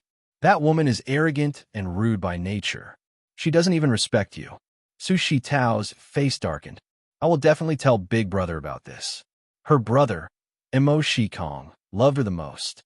He would definitely seek justice for her. Hearing this, Mu Royun couldn't help but roll her eyes. "Don't tell me you're going to leave with your tail between your legs." While they were talking, an old man walked over and bowed to them. He asked in confusion, "Sixth Miss, Princess Tao, why are you 2 standing here?" "Steward he." Mu Royun's eyes lit up when she saw the old man. "Sir, the dishes are here." The waiter opened the door and served all kinds of dishes. That manager he, along with Mu Royun and Su Shitao, forcibly pushed aside several waiters who were serving the dishes. With a cold expression, he looked at Arbor and Mo Yin and said, "Guests, you cannot continue to eat at our frustrated pavilion." Mu Royun smugly curled her lips. When she thought that she would be able to see Arbor, this damn woman, being chased out of frustrated pavilion with her tail between her legs. She couldn't help but feel smug. Arbor slightly raised her head and saw Mu Royun's smug expression. Her heart stirred and she asked, "This frustrated pavilion is your Mu family's property?" Steward, he nodded with a dark expression. Chapter 2581. Slap. Emolien slapped her chopsticks heavily on the table as she coldly gazed at that manager. "You're quite arrogant." His lips curled into a mocking smile as he sneered. Steward, he followed suit and cupped his hands, looking as if he was ready to risk everything. "Guests, please." "Huh, interesting." Even Eunuchshin couldn't help but be amused. These people truly weren't afraid of death. They were so eager to provoke His Highness the Crown Prince. Arbor couldn't be bothered to pay attention to these people and picked up her chopsticks to eat. The dishes tasted all right, but there was still a gap between them and her small kitchen. They didn't look very tasty, but the price was several times higher than that of ordinary restaurants and shops outside. Most likely, this was the price set by the rich.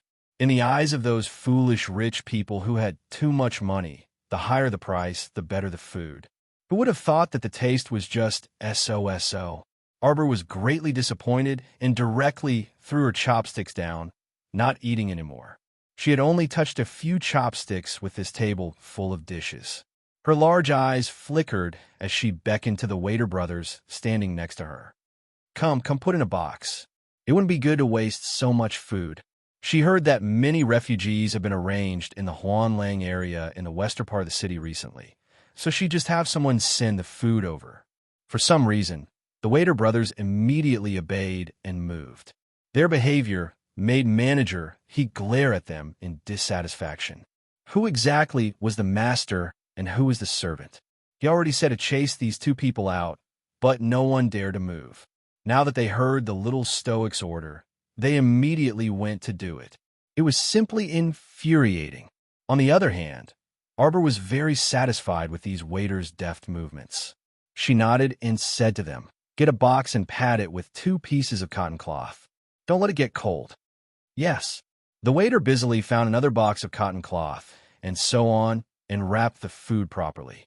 It was only then that Arbor said to the air behind her, "Huifeng, hey, Crown Princess, tell me, what orders do you have?" Huifeng giggled and flashed to their side. "Send this food to Huanlang district in the west of the city and distribute it to the old, weak, women, and children." Steward, he was so angry that his nose was almost crooked. Could it be that no one would listen to a living person like him standing here? "What are you doing? Do you all want to rebel?"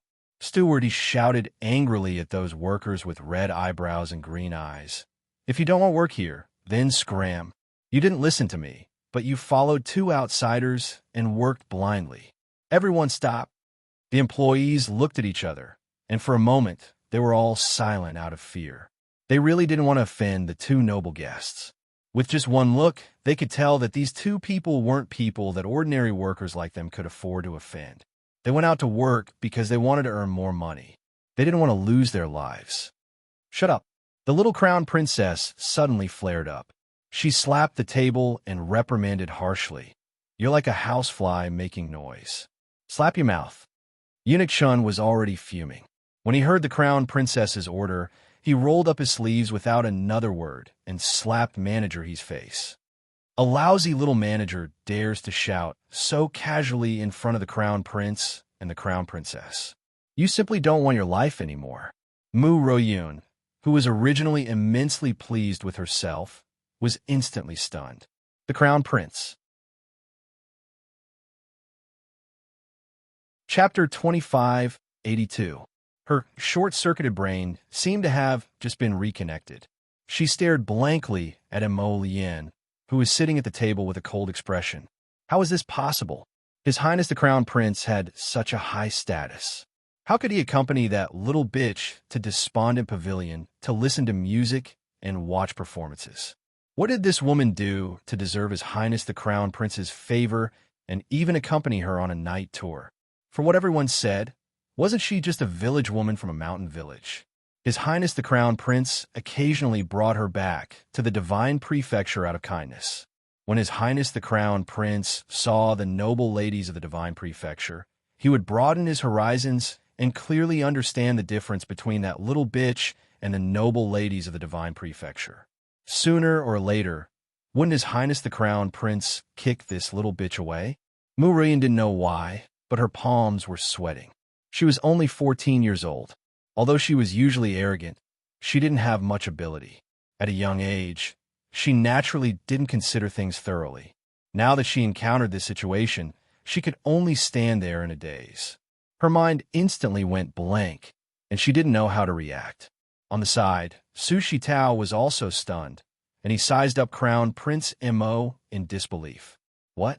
This was His Highness the Crown Prince of the Divine Prefecture who had just entered the imperial capital? Arbor was amused by this woman's gaze. In her opinion, she would rather deal with a smart person like Jing Lin Yao than talk nonsense with this idiot in front of her. Have you seen enough? Miss Chow wasn't happy that her man was being sized up by others. She coldly said, "Come, tie her up and send her back to Prince Zheng's estate." Tong's figure immediately appeared in front of Sushi Tao. He didn't say anything and directly restrained her. Let go of me. Let go of me, you bastard. How dare you treat me like this? My big brother won't let you off." Sushi Tao stared coldly at Arbor and shouted harshly, "Stay your hand." Suddenly, a calm voice interrupted the clamorous noise in the room. "Tao, how can you be so rude in front of His Highness the Crown Prince?" He was wearing a royal blue robe. His black hair was neatly combed and tied under an ink-colored crown. Mo Shikong walked in quickly and glared at his sister, Sushi Tao, unhappily. Mo Shikong was about 27 or 28 years old. He looked like a very refined and gentle man. His appearance was not as outstanding as the Mo family. However, in front of the Crown Prince, who had a magnificent bearing and unparalleled handsomeness, Mo Shikong's elegant appearance and outstanding temperament did not pale in comparison. "Tower, why aren't you apologizing to the Crown Prince and Crown Princess?" Mo Shikong glanced at Sushi Tao. Behind her was Mo Shikong's wife, Princess Consort Zheng, Shi Yongyan. The moment she entered the room, she saw the little Crown Princess's deep, dark eyes. She couldn't help but feel nervous. Ever since the drama at General Zhong Li's residence, Shi Yongyan felt that the little Crown Princess was like a tigress that would explode at any moment. It was best not to provoke them, if possible.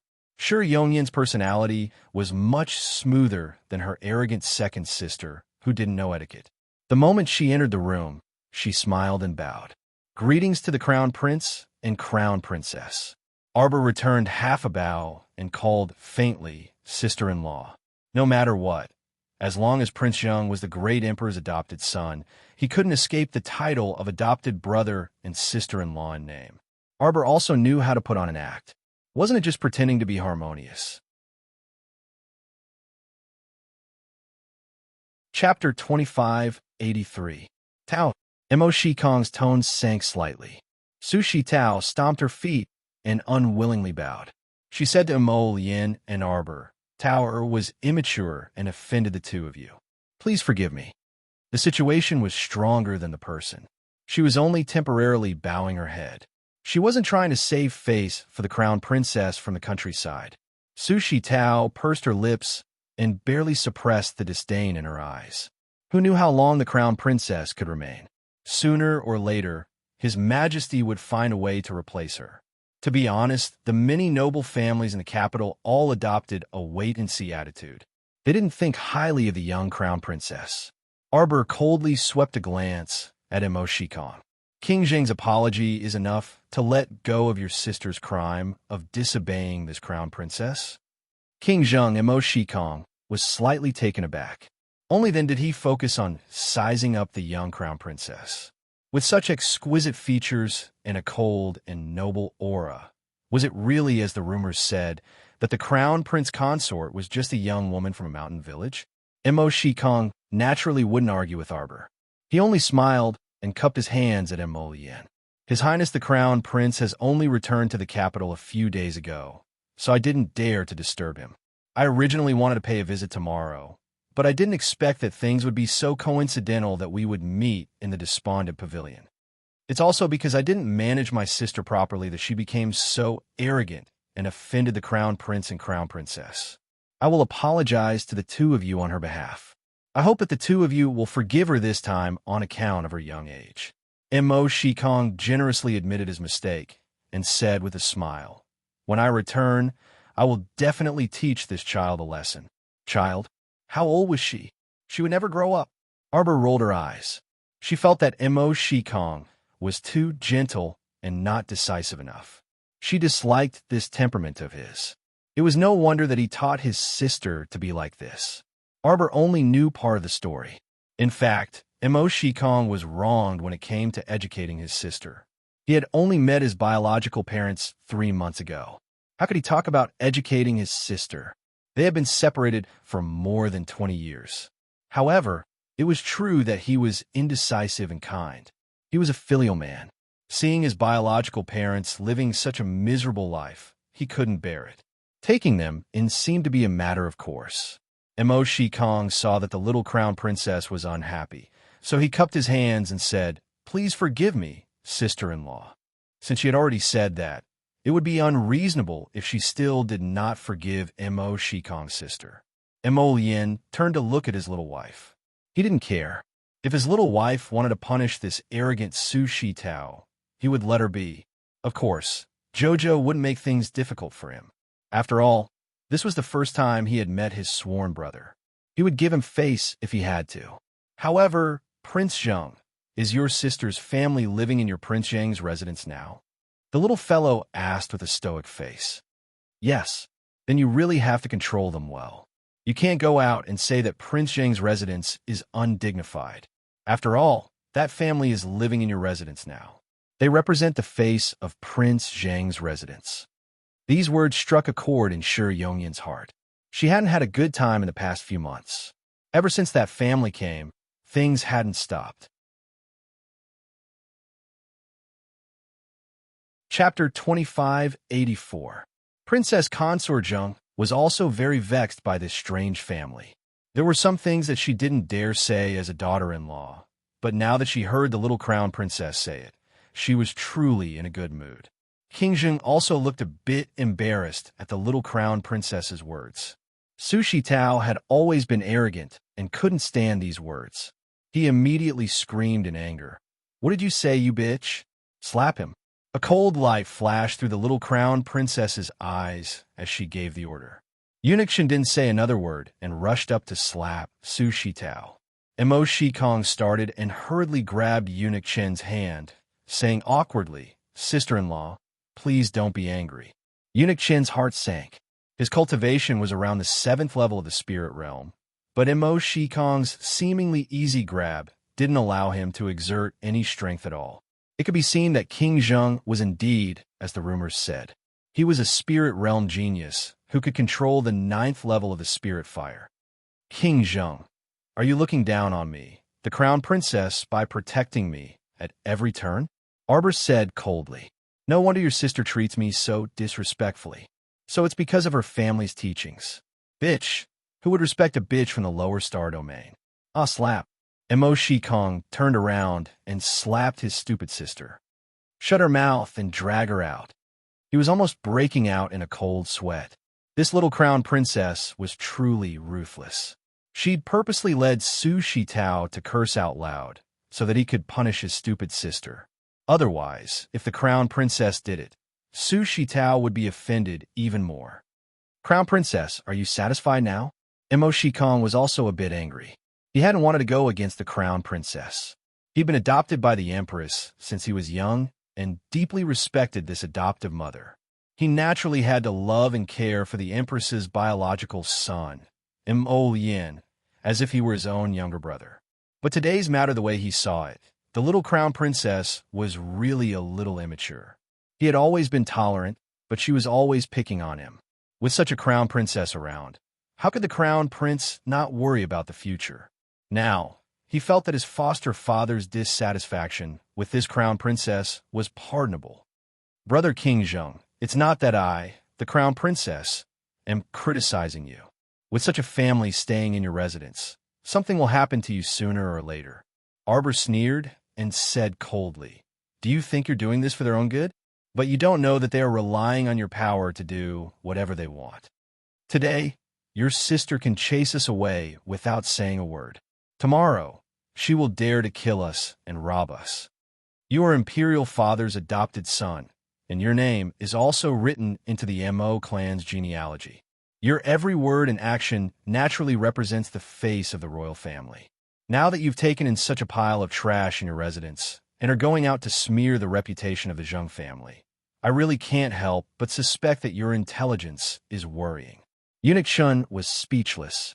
If Udaquan were here, he would definitely curl his lips in disdain. This was nothing. The little crown princess even dared to rebuke the emperor, not to mention a mere King Zheng. How laughable! Mo Shikong's face was a bit red. He angrily glanced at the little crown princess. Crown prince, isn't the crown princess words a bit too much? The crown prince sneered. Foster brother, do you know what my sister calls herself when she goes out? Princess Tao. I really didn't know that the title of princess could be self-proclaimed. This Princess Tao really opened my eyes. Chapter 2585. Mo Shikong's face heated up. It wasn't that he didn't know that his younger sister had been called Princess Tao by others. It was just that he didn't take it seriously when he saw that it was just a name that girls used in private. After being mocked by Mo Lien in such a mocking tone today, he instantly felt like he couldn't get out of the situation. Princess Tao, who was gagged by several servants, glared at Mo Lien and Arbor with fire shooting out of her eyes. She was still struggling and trying to shout angrily. However, her mouth was gagged, so no matter how hard she tried, it was useless. Watching from the side, Princess Consort Zheng wiped the corner of her mouth with a handkerchief, covering the faint sneer on her lips.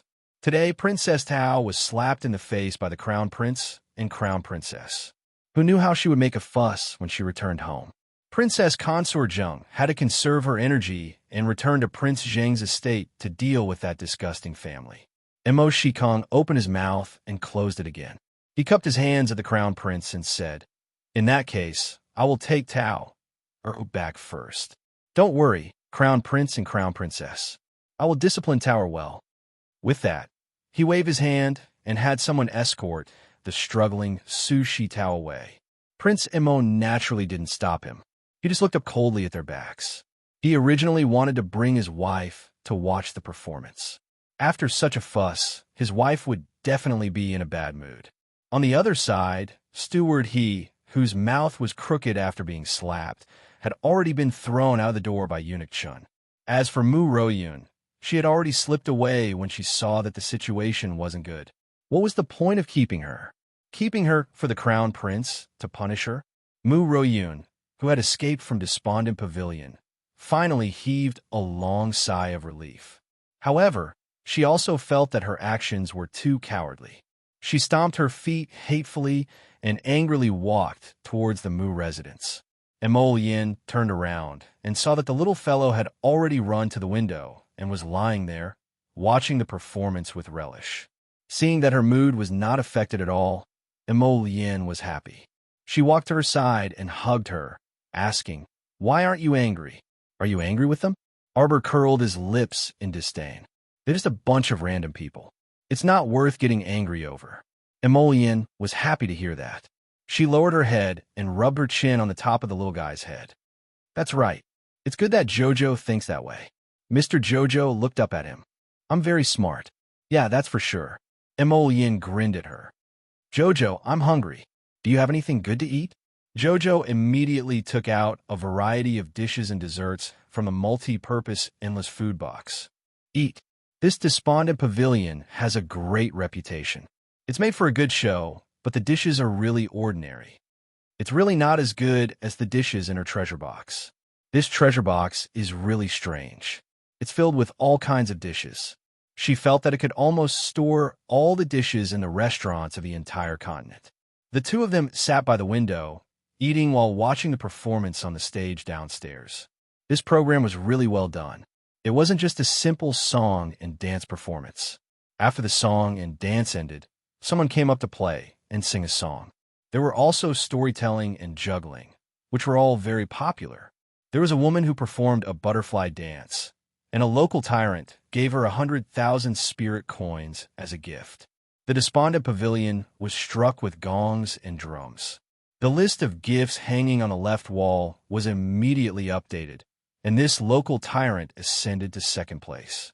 The first local tyrant gave 500,000 spirit coins in one go, and so far, no one has broken through.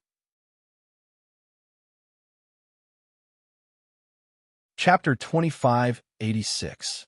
Jojo glanced at the top of the list hanging on the wall and felt that the name was somewhat familiar. Lien, look, that fool's surname is also Mo. Lien's mouth twitched. Amen, we know each other. Sir Jojo curiously looked again. Who is it? Mo Kun, the heir apparent of the Duke of Giant Pain. Sir Jojo clearly couldn't remember who this person was. Mo Lien smiled and said, It's that fool that you threw into the pigsty to dance with the sows. With that, Sir Jojo completely remembered. He looked at the top of the list in astonishment and nodded. So it's him? He's really rich. Does the Duke of Giant Pain know that he squanders money like water? Mo Lien said in amusement. Who knows? Maybe he knows. The Duke of Giant Pain only has this one legitimate son, so he must dote on him a lot. Arbor pursed her lips. Fool! Her words were full of contempt. As they spoke, a group of young masters walked in from outside the despondent pavilion's main hall, accompanied by several beautiful women in fluttering, colorful clothes. Speak of the devil. Arbor rolled her eyes and propped up her chin with one hand. Wasn't the leader of this group of young masters the same fool that she had thrown into the pigsty? The heir apparent of the Duke of Giant Pain, Mo Kun, was holding a delicate young lady in one hand and playing with two large Eastern pearls in the other. The moment he entered, he shouted loudly, Where's Xiao Sui? Let Xiao Sui come and accompany this heir. Lord Heir Apparent, you're here? Steward he, whose face was bruised and swollen from the beating, hurriedly ran forward and bowed to say a bunch of good words. The heir apparent of the Duke of Giant Pain, Mo Kun, pointed at the group of good-for-nothings behind him and shouted, Serve them good tea and good wine. These are all my sworn brothers. Yes, yes, yes. Steward, he immediately beamed with joy and personally led the Crown Prince of Giant Pain's group to the private room on the second floor. Because the Crown Prince of Giant Pain was the number one nouveau riche on the list of gifts, the despondent pavilion had always reserved a super luxurious private room for him. The vassal prince exuded a domineering aura as he led his group of Silk Pants brothers to the second floor in high spirits. When he reached Mo Lien's room, he couldn't help but frown when he saw the mess on the floor. What happened? Why are there so many broken pieces of porcelain on the floor? Steward, he covered his face and grimaced in pain. He stealthily approached the Crown Prince and said, Crown Prince, to tell you the truth, there are two great Buddhas here. You can't afford to provoke them. He was almost scared to death just now. He didn't expect that the two people were the Crown Prince and the Crown Princess. They were almost killed by the 6th Mississippi. If he had known that the Crown Prince and the Crown Princess were in this private room, how could he have the guts to chase them away? Who is it? Not only did his words not make the Crown Prince of Giant Pain back down, but also piqued his curiosity. It's His Highness the Crown Prince and Her Highness the Crown Princess. Steward, he said softly. The Crown Prince of Giant Pain's expression instantly changed. It's them. Why did this pair of enemies come to the despondent pavilion? When he thought of the Crown Princess's terrifying methods, the Crown Prince of Giant Pain felt a chill run down his spine. It was as if he had returned to that day when he was chased by a pig and his legs turned to jelly, causing him to pee in fright. He immediately felt unwell all over. With a darkened expression, the Crown Prince of Giant Pain clenched his fists and was about to calmly flee who knew that one of his close little brothers behind him, who usually looked rather quick-witted, had a screw loose today. Chapter 2587. That good-for-nothing little brother simply didn't hear Steward. He mentioned the identity of the Crown Prince and Crown Prince Consort. He directly went up and impatiently kicked the door. What the hell is this? What two great Buddhas can't be provoked? Why don't you come out and let this lord take a look." The Duke of Giant Pain's heir wished that he could slap the back of his head. This pig's brain was going to be ruined by him today. "Hurry up and leave quickly." The Duke of Giant Pain's heir, Kun, freaking didn't want to appear so cowardly, but he really was. Right now, just hearing the young crown prince consort's name was enough to make him feel freaking uneasy for no reason. If he could avoid meeting that couple, it would be best if he didn't have to. Yunichin's face was full of anger as he abruptly pulled open the door to the private room. "Are you done yet?" The first thing he saw was Steward He's stupefied face. He went up and kicked Steward He in the stomach.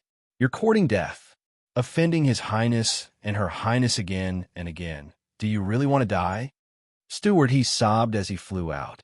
He felt that he had never been so unlucky in his life. Today's unlucky events all happened today. No, all of them happened tonight. What did he do? He didn't do anything. All right? Yunichin, are you blind? He was just so unlucky to be standing in front of these pampered young masters.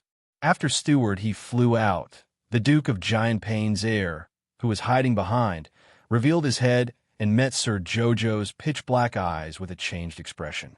"Don't come over!" The Duke of Giant Pain's heir's piercing scream instantly gave all the little brothers a fright. Fuck! This Duke of Giant Pain's heir actually let out such a scream, like a little chick whose neck was being strangled before it died. Wasn't this a bit too much? That good-for-nothing little brother, Sir Jinbao, who kicked the door first, was a bit drunk and his eyes were hazy. When he looked over, he just happened to see the little girl's delicate face, and his eyes immediately widened in delight. The young lady inside is really beautiful, beautiful, beautiful. Sir Jinbao racked his brains to come up with these words, and walked in with a salivating face. Behind him, the Crown Prince of Giant Pain widened his eyes and opened his mouth. In the end, he screamed, "Come back!" The others all felt that the Crown Prince of Giant Pain's state today was somewhat laughable. Why was she screaming when she was speaking? What was going on? The Crown Prince of Giant Pain was really scared to death. He didn't expect that he wouldn't be mentally prepared at all. He actually opened the door at once and was about to face that crazy couple. In his opinion, the couple was no different from demons. He was scared. He admitted that he was terrified. His entire body was secretly trembling. Seeing Sir Jinbao's suicidal behavior, his first instinct was to abandon this pig of a teammate and quickly flee.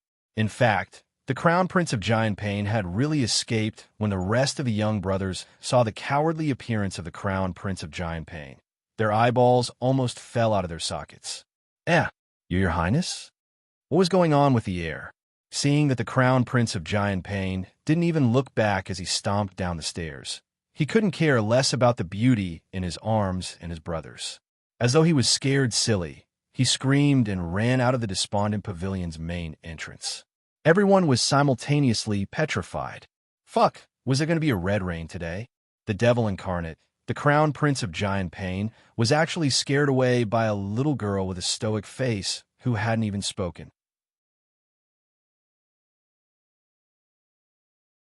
Chapter 2588.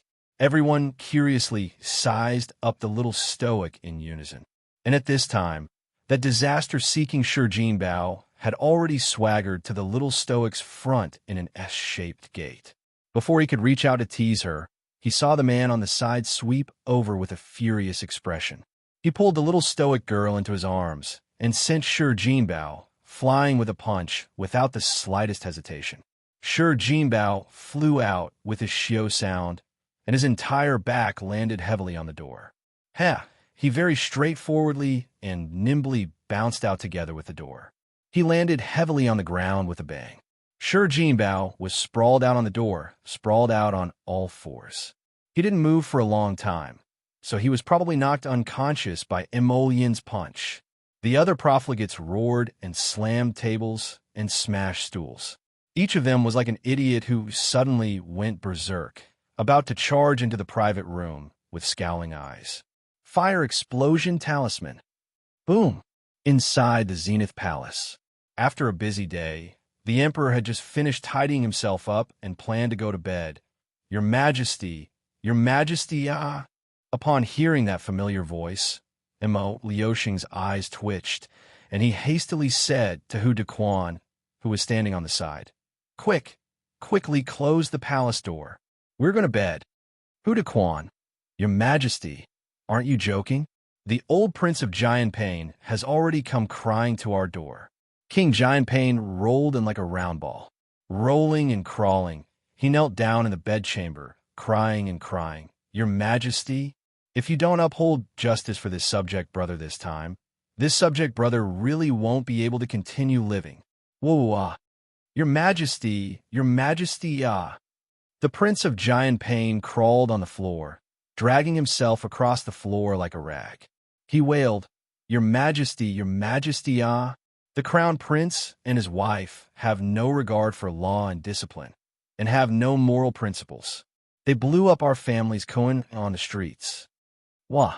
This subject brother's family is reservedly doing our work for your majesty, and bowing down to the essence of our divine province. We ask ourselves, we have not let down the heavens and the earth. Ah, crown prince and his wife, how can you treat my son like this? The great emperor felt a headache coming on. He calmed himself down and tried to use a calm voice to ask his brother, Giant Pain, get up and talk. What happened? Your majesty, the crown princess is unruly and arrogant.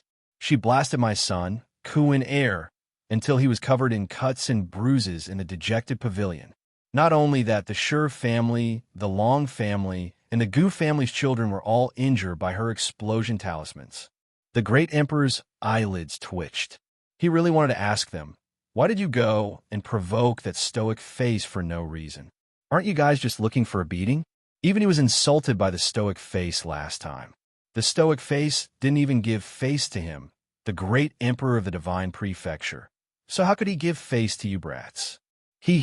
Although King Giant Pain was crying and shouting, his two eyes were staring at the great emperor, secretly observing him. This time, when he saw the great emperor's calm expression and even secretly rolling his eyes, he felt his heart sink. Fuck, what did the great emperor mean by this? Did he feel that this matter was no longer strange? Or was it that his son, Kun, was beaten for nothing this time again? Your majesty, the crown princess is audacious and presumptuous, and her temperament is extremely vile. This subject brother thinks that she must be properly punished this time. King Giant Pain said indignantly. After my son, Kuan returned, he was covered in wounds.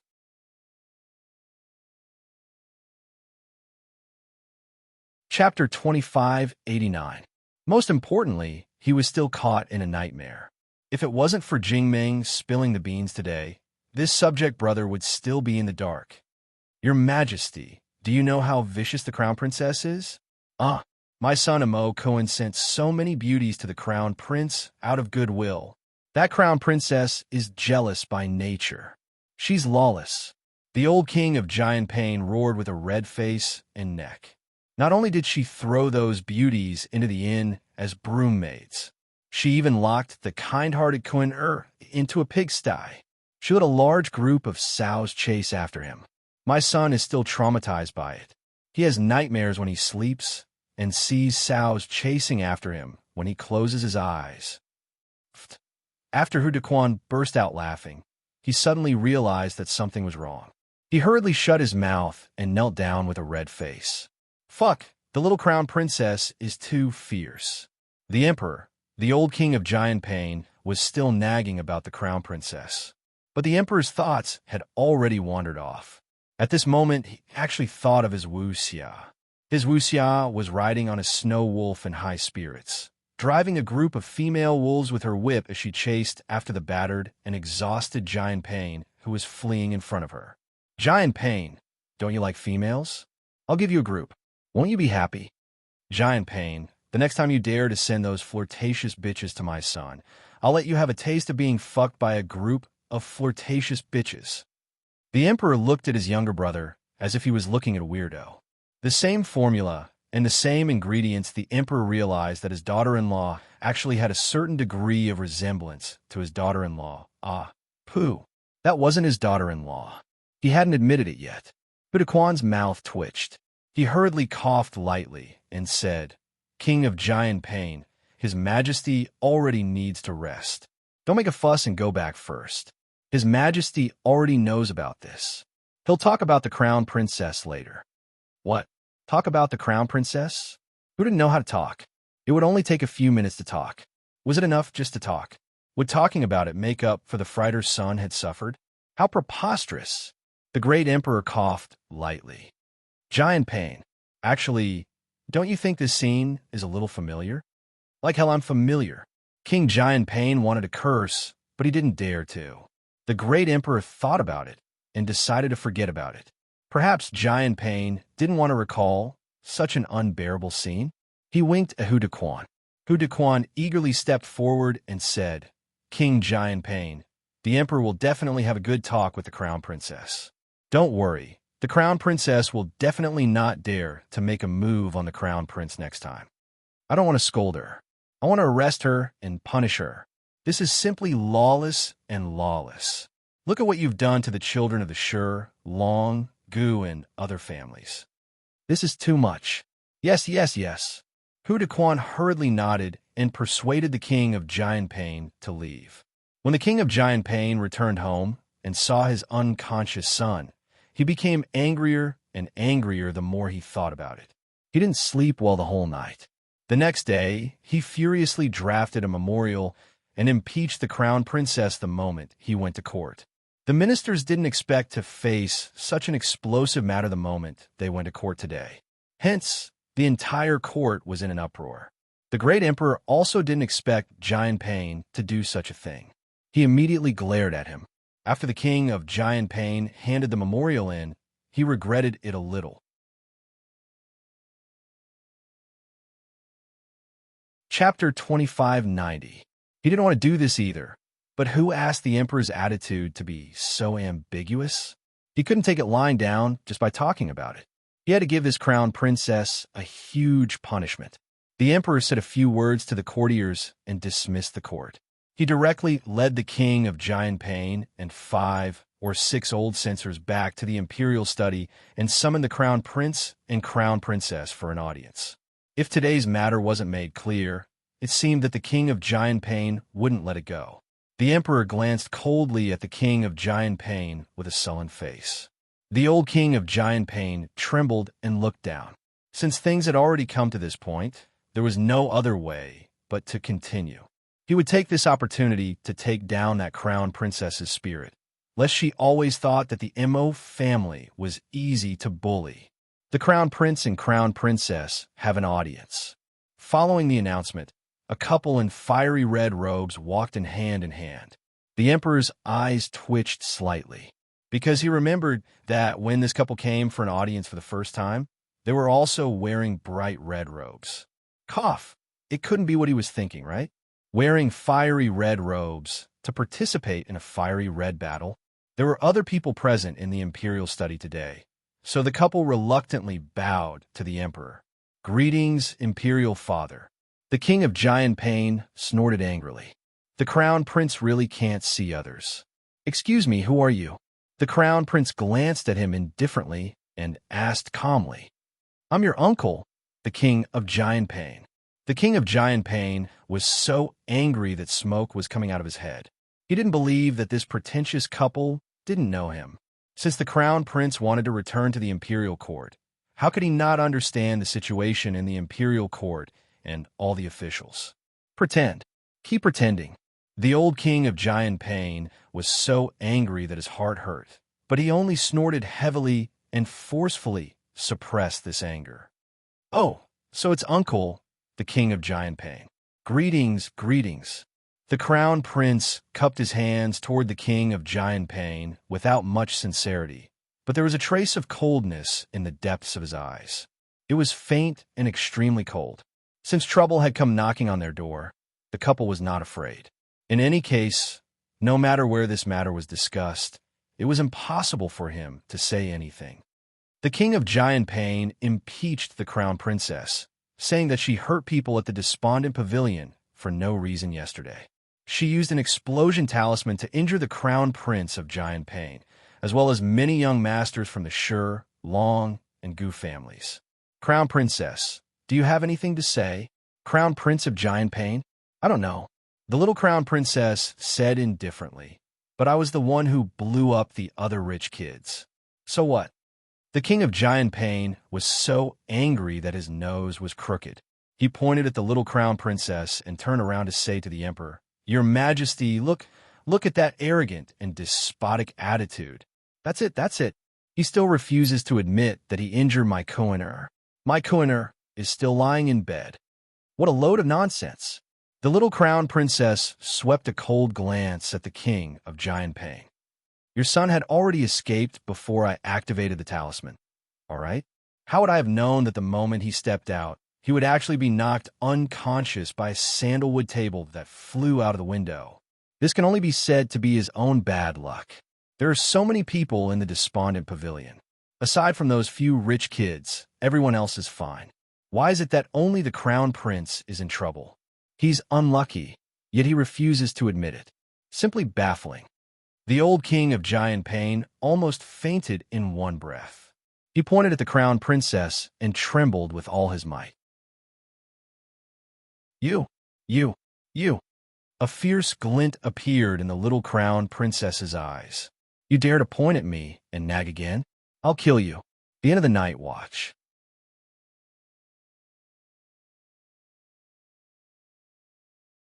Chapter 2591. The Imperial censors all jumped in fright. Fuck, why did this scene seem a little familiar? The Emperor sat behind the desk and silently twitched the corners of his eyes. Oh right, Wu Xiao also pointed at you and threatened you in this way back then. It was a must for the situation to be similar. The old King of Giant Pain's eyes widened. He had never seen such a vile girl before.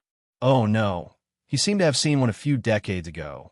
But she was not so direct as to say that she would kill him if he continued to nag. She was not so scary, you. The King of Giant Pain was so angry that his chest hurt, and he almost couldn't breathe. You actually dared to be so impudent in front of the Emperor. Cut the crap. Your son's incident was merely an accident and has nothing to do with me. As for the other families you mentioned, Arbor pointed at Eunuch Chun who came with him. You tell him. Emolian curled her lips in amusement. The little fellow was unhappy to talk again. Eunuch Chun ran forward eagerly and recounted in full detail how those hedonistic young masters tried to take liberties with the Crown Princess and were abused instead. Then he picked up the decree written by the Crown Prince and said, "Your Majesty." The Crown Prince said that after this incident, Her Highness the Crown Princess suffered quite a shock and requires the Sure family, Long family, Gu family, and the other families to compensate. The compensation amount and items are all written on this piece of paper. He hopes that your Majesty will stamp it and have Eunuch who announced the decree. The Emperor's eyes twitched. Not only did this brat cheat his father, but he also cheated everyone he caught. The Emperor waved his hand expressionlessly and had Eunuch who stamp it. Then, he held the decree and scooted to the side to stand. King of Giant Pain said angrily, even if there was a reason, the Crown Princess could have just explained it to them. Why did she have to use an explosion talisman and blow up the entire room of the Despondent Pavilion? Eunuch Chun said in all seriousness, the Crown Princess said that the Despondent Pavilion's management was messy and they didn't know how to manage it. They carelessly let the male guests offend Her Highness. She will hold the Despondent Pavilion accountable after this incident. Everyone was speechless. The censors looked at each other and took a step back. They all closed their mouths in tacit agreement and continued to act like quails. Are you kidding me? They could tell that this Crown Prince Consort wasn't someone to be trifled with. You want to step on her head and behave atrociously? It's good enough that you didn't get killed. King Giant Pain's face darkened as he tried his best to refute. All right, let's just say this is a misunderstanding. What about before? What about that time in the pigsty? The Crown Princess locked the Crown Prince in the pigsty and almost scared me out of my wits. You must give me an explanation for this. Arbor took out a piece of paper from his inner world and suddenly threw it at King Giant Pain's face. Take a good look at it yourself. When King Giant Pain saw this confession, He was completely dumbfounded. He really didn't expect that this stupid son of his would actually write something like a confession.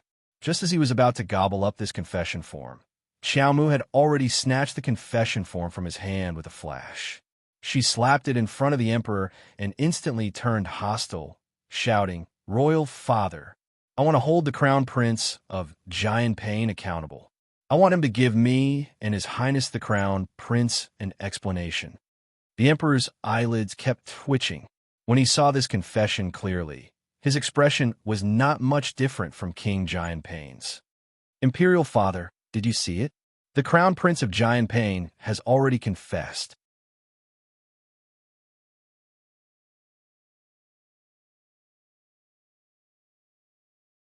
Chapter 2592. He sent people to assassinate the crown prince in Shuntian Prefecture and committed the crime of disrespect to the crown prince and the crown princess. All of these crimes are punishable by death. The little crown princess said angrily, "I request that the heir of the Duke of Giant Pain be executed immediately as a warning to others." Imperial father, this son also requests that the heir of the Duke of Giant Pain be executed immediately. Emolian also said, "The evidence of the heir of the Duke of Giant Pain's crimes is conclusive. He cannot deny it." The Duke of Giant Pain! Exclamation point. The Emperor, the two of them spoke in unison. Why do they look so infuriating? "Duke of Giant Pain, what you say?" The Emperor massaged the space between his brows with a headache. This matter had inexplicably taken a turn in the middle and evolved into the current situation. Clearly, it was the Duke of Giant Pain who impeached the crown princess in the beginning. In the end, it became the crown princess testifying against the heir of the Duke of Giant Pain. This confession was really written very clearly. The heir of the Duke of Giant Pain also admitted to the crime of assassinating the crown prince. The Emperor directly threw the confession at the Duke of Giant Pain's face. "Giant Pain, Mo Kuan's actions have truly disappointed us. What else do you have to say?" The Duke of Giant Pain had a stupefied expression. Reflexively, he turned around and hurriedly knelt on the ground with a plop, wailing in a tearful voice, "Your Majesty, Your Majesty, I Kuaner would never do such a disgraceful thing. This must be it, this must be it. He was forced to write such a confession. This must be it." The Duke of Giant Pain said hoarsely, "Imperial brother, you must uphold justice for Kuaner." "Imperial brother, this subject brother dares to guarantee with my head that Kuaner, this child, would not do such a thing. He also does not have the guts to do such a thing." Mo Lien sneered. "Imperial uncle, you must be joking when you say this. The confession is already here. If Imperial uncle wants witnesses, this crown prince did leave 1 or 2 witnesses for the assassination back then. Why don't we call them all over and let Imperial uncle interrogate them?" The old King Giant Pain's chubby face was instantly filled with anger. He twitched his mouth and wanted to refute, but the great Emperor glared at him with a sharp gaze. "Giant Pain, Mo Kuan's confession is a fact. There's no need for you to quibble." "No. How could the old King Giant Pain dare to admit to this crime? Assassinating the current crown prince, was that a joke?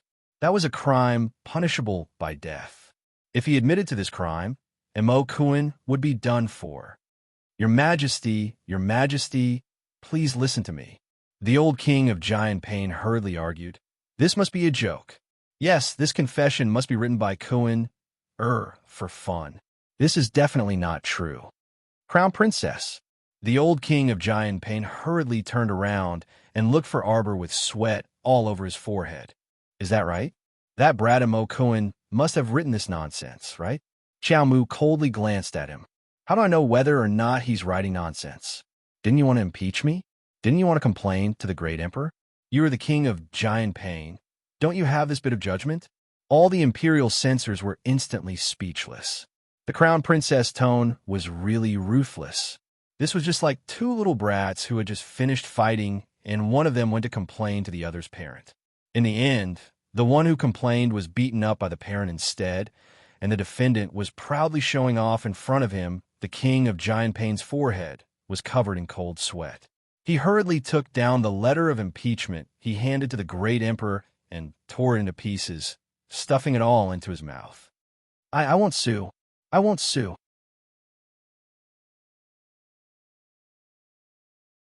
Chapter 2593. The Prince of Giant Pain forcefully swallowed the impeachment letter. As he swallowed, he mumbled, "Your Majesty, just treat this subject brother as a fart and let him go just like that. Just treat this impeachment letter as if you've never seen it before. All right?" The Emperor. All the imperial censors were even more flabbergasted. Did the Prince of Giant Pain's godly maneuver have to be so heaven-defying? Emolien secretly twitched her mouth. He still maintained his aloof expression, neither speaking nor expressing any opinion, but he was secretly laughing maniacally in his heart-no way. This was seriously too funny. He was laughing so hard that he was about to suffer internal injuries. This uncle of his looked like a clown. No matter how he looked at it, Arbor's little face was cold as he glanced indifferently at the Prince of Giant Pain. Oomph. The Prince of Giant Pain hurried forward and smiled obsequiously at Arbor as he said, "Crown Princess, look at this confession letter. Why don't I eat it as well?" Hu Dequan lowered his head and hurriedly swallowed his laughter. But from the looks of it, those few old imperial censors beside him were freaking having a harder time holding it in than him. No way, no way. Was this Prince of Giant Pain really born from the same father as the Emperor? Enough. The Emperor's eyes twitched, and he said coldly with a handsome face, "Let's not talk nonsense anymore. This should just be a misunderstanding. Giant Pain, you have to go back and discipline Imo-kun properly. If he dares to mess around again, I won't let him off so easily." Arbor raised his chin and said with a little pride, "It's not impossible for me to treat this as if it never happened, but you have to compensate." Emolien, the Emperor, all the imperial censors, I want to pursue the compensation responsibility of the Prince of Giant Pain's heir. Arbor widened his big black eyes as he looked at the Emperor and said, "Royal Father, this is the compensation list that your daughter-in-law drafted. You can stamp it for Royal Uncle." Everyone. Giant Pain Wong was about to cry. How did he end up with such a shameless couple? His kuiner had suffered such a great shock that he was still lying on the bed and had not yet woken up. He did not expect that the little crown princess would not let him go. All right, compensation is fine. If I can spend some compensation to settle this matter privately, it could be considered a blessing in disguise. One had to know that the matter of admitting guilt could be big or small.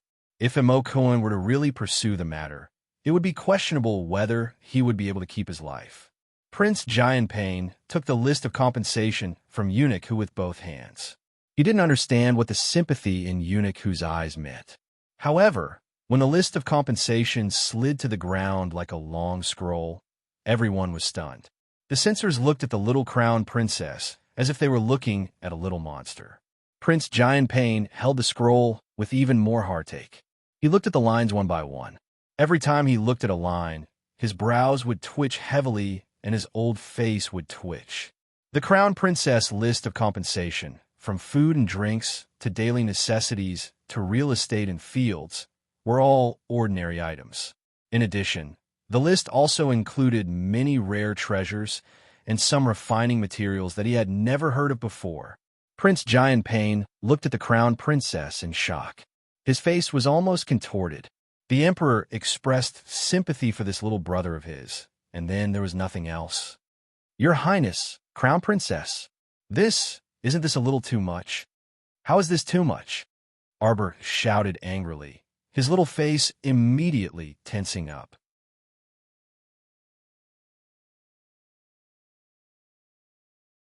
Chapter 2594. He was on the verge of exploding at any moment. "You're saying this because you think that the heir's life is inferior to the compensation list in your hand?" No, that's not what I meant." "Then what do you mean?" "Royal Uncle, I really couldn't tell that you were actually so stingy." Everyone, Emolien didn't know why, but those imperial censors were actually looking at him. What were they looking at him for? Wasn't this the list that his wife personally drafted? Although it was a little long, and there were many items listed in the list, his wife was happy, ah. Anything that could make his wife happy, he would definitely run to the front and support without hesitation. The Prince of Giant Pain pointed at his own nose and stuttered, I'm stingy. Crown Princess, you actually said that I'm stingy? Why aren't you stingy anymore? Let's just talk about Prince Kong. We're both uncles, but Prince Kong didn't even need us to say anything. The first time we met, he gave a generous gift. Have you heard of Half Moon Cliff's splendid villa and the 5 prosperous shops on Changle Street? Do you know? What do you mean by this? Arbor slapped the list in his hand and glanced at Emolien at the side. Emolien couldn't help but laugh, knowing that this little fellow was unhappy to talk again. With the idea of following his wife in everything, the Crown Prince hurriedly continued, Royal Uncle, don't get it wrong. This is the compensation list. It's used to buy Emo Kuen's life. If this Crown Prince must pursue the matter, I'll add a confession and a witness. Do you think that you can keep Emo Kuen's life? Right now, we only want you to compensate. You'd better be clear that you don't have the right to negotiate with us. Everyone, the great emperor massaged his temples. That's enough. Your Majesty. The Prince of Giant Pain had always been under the emperor's care in the capital all these years. So when had he ever suffered such a loss? The moment he turned his head, his eyes were brimming with tears as he rushed over like a puppy. He hugged the emperor's leg and cried, How can this subject brother have so much money to compensate? This subject brother still has to support the old and young in the residence. The imperial censors looked at the Prince of Giant Pain, crying like they were watching a show, their brows twitching. Your Majesty, Royal Brother I can't live anymore. Brother, you have to save me this time. If you don't save me, my entire family will starve to death on the streets. Shut up. The great emperor had a headache because of his younger brother. In the end, he decided to pay half of the compensation for his troublesome younger brother. Only then did he send King Giant Pain away. After telling everyone to scram, the great emperor hurriedly ordered Hu Dequan to close the door of the sleeping chamber. No matter who came, he would not see them. What a freaking worry. On the other side, the old king of Giant Pain was like a ball, fuming as he returned to his residence. She heard a servant report that the heir had finally woken up. He immediately found a way to vent his frustration. He stormed into the Crown Prince's room and gave his youngest son a good beating without saying a word. That night, the concubine sons and concubine wives in the other courts spent the night in fear. They could only hear the miserable cries in the Crown Prince's court that never stopped. The Prince of Giant Pain was truly furious this time. If it wasn't for this bastard son coming up with that confession, would he have suffered such a big loss and lost so much blood?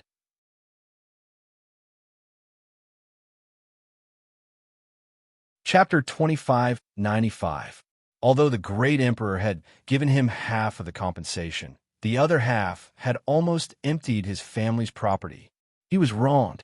As for the other families who were as unlucky as Prince Giant Pain, the Long family, Gu family, and Sure family, they naturally had no answer. Eunuch who went from house to announce the decree. Every family closed their doors and fell into a gloomy and miserable atmosphere. The worst thing was that on the second day, the Crown Princess's debt collectors came. Early in the morning, they went from house to house and knocked on their doors. The first one was Prince Giant Pain's door. At that time, the sky was still bright. The old steward rubbed his eyes and ran to open the door. He was almost blinded by the row of people outside. Eunuch Chun held a long list and stood at the door of Prince Giant Pain's mansion with a fierce face. He said loudly, Debt collectors. The old steward's eyes twitched. He heard that Prince Giant Pain's mansion owed a huge debt yesterday. However, he didn't expect that the people from the Eastern Palace were so immoral. They came early in the morning. At this time, the officials were already preparing to go to court. Prince Giant Pain's mansion was a first-rank mansion where the nobles and prime ministers lived. The left and right residences were either rich or noble. For example, Prince Linchuan's mansion was next to it. On the other side was Prime Minister Gao's mansion. Thus, the officials attending court all saw this scene. The Eastern Palace's debt collectors line up in front of Prince Giant Pain's mansion like a long dragon. There were at least a few dozen people. There were people pushing carts, people carrying cloth bags, and people pulling carriages. The line stretched to the corner of Prince Kang's mansion. Everyone was dumbfounded. Prince Kang didn't know what was going on and even ran over to take a look. Seeing this, he almost fell off his horse with laughter. He saw a fat eunuch in his 40s with a white face and no beard. He dragged a list on the ground and said loudly, "Debt collectors." Clang! This time, there was even music. A little eunuch at the back held a copper gong. Every time a eunuch in front yelled, he would hit it. Prince Kang laughed heartily, thinking to himself that these two little brats were really mean enough. Prime Minister Gao, who was pretending to be calm, quickly walked over from his house's door with his mouth twitching. The old Prince Jian Pain rolled out like a ball, so angry that his face was distorted. He pointed at Eunuch Chun and said in a trembling voice, You. I'm here to collect the debt." Eunuch Chun repeated. The little eunuch at the back very responsibly hit him again. The sound was so loud that Prince Jian Pain's ears. The king of Jian Pain was so angry that his entire body was trembling. His finger trembled as he pointed at Eunuch Chun. He took a few deep breaths before he finally calmed down. Scram. This servant greets Prince Jian Pain. That won't do. This servant's Her Majesty's, Her Majesty's, Her Majesty, S Majesties. This is Ostuzes. Everyone looked up at the sky, speechless. Then they thought to themselves, it seems that the people from the Eastern Palace are not to be trifled with. In the future, we have to be careful when dealing with the Crown Prince. Prince Jian Pain's fingers trembled for a while. He snatched the list and stuffed it into his mouth. The old steward at the back was stunned. He quickly went up to snatch it while shouting, Prince, don't take things too hard. Eunuch Chin calmly took out a complete list from his sleeve and said mildly, Our Crown Prince Consort said that His Highness has a fetish for eating paper.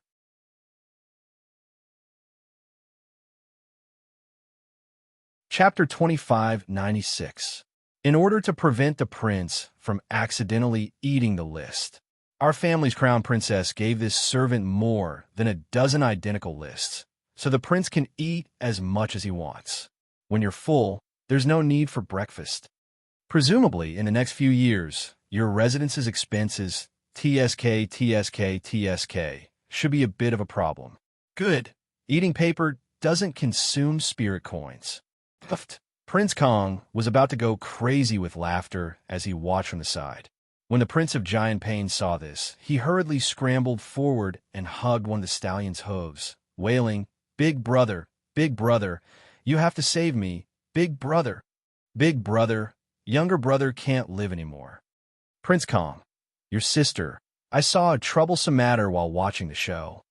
Big brother, the Eastern Palace is too much, big brother. Big brother, you must save younger brother from this disaster. One of Prince Kang's stallion's legs was hugged by this guy, unable to move. He couldn't help but say helplessly, Jian Pain, get up first. No way, younger brother can't live anymore. Big brother, second brother also helped me with half of it. Why don't you help me a little too? Prince Kong, who the hell did he offend? He was being forced to help early in the morning. I've been tight on cash recently. Prince Kong hurriedly said, Since Her Majesty has already helped you, then you can slowly pay out the other half. How about this? I'll discuss with the Crown Princess and let you pay these compensations in installments. Give you some buffer time. The Prince of Jian Pain painfully wiped his tears. Big brother, that Crown Princess is a devil who eats people without spitting out the bones. Don't discuss with her. She won't listen to you. Since that's the case, why don't you just give the Crown Princess a deadline of 3 days? Tighten your belt, gather these things in 3 days, and quickly throw them to the Eastern Palace to send her away? Wouldn't that be enough? Otherwise, do you still have to listen to the Eastern Palace's people shouting by imperial decree every day? The Prince of Jian Pain sobbed. At the side, Prime Minister Gao simply couldn't bear to watch. The corner of his mouth twitched as he glanced at the two-faced Prince Kong. With the Prince of Jian Pain's IQ, he shouldn't compare with Prince Kang's nagging. It only took 3 minutes for Prince Kong to get the support that the King of Jian Pain wanted Prince Kong even gave Prince Giant Pain advice. Wasn't this a joke? Your Highness, it's almost time. Let's hurry to Lusheng sect. All right, right. Prince Kong patted his younger brother's head and said sympathetically, Giant Pain, don't worry. Even if he couldn't live on, there was still the Arch. Even if that's not enough, I can still go to Lin Chuan Prince's mansion next door. Official Gao suppressed his laughter and comforted him with a serious expression. Your Highness, don't worry.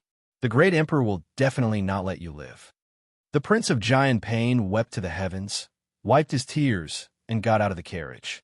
After the court session, the eunuch beside the great emperor asked, Is there anything else you would like to say? The king of Giant Pain, in front of all the nobles with ranks, threw himself onto the floor and cried out, Your Majesty! Early in the morning, the crown princess of the Eastern Palace arrived at the entrance of my residence with a cart. She kept saying that she was here to collect the debt. Does this subject brother still want to live? The nobles instantly didn't know whether to laugh or cry.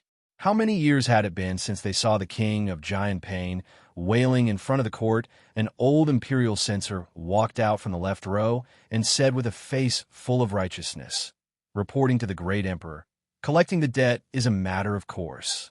This old subject thinks that the Eastern Palace's way of doing things is not wrong.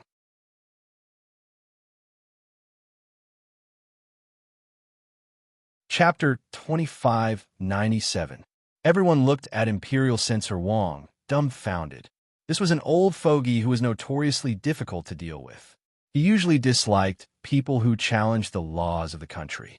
Logically speaking, the Eastern Palace's actions were really too much. Who the hell would send people to someone else's door before morning court and beat drums and gongs to collect debts?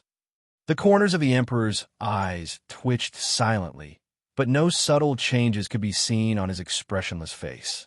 However, Eunuch who was standing at the side, was too familiar with the emperor. Even the slightest change could be seen by him. Eunuch who knew that the emperor's heart must be crumbling at this moment. 4 or 5 old imperial censors walked out one after another and cupped their hands at the emperor righteously. This subject agrees. Seconded. It's absolutely reasonable and legal for the Eastern Palace to collect debts. Seconded. There's nothing wrong with saying that it's an imperial decree to collect debts. The king of Giant Pain is making a mountain out of a molehill. This is a bit wrong. The corners of Prime Minister Gao's mouth twitched wildly, and he looked at the old imperial censors as if they were monsters. These imperial censors were usually very self-righteous and had high standards. Normally, they wouldn't wallow in a mire with others at all.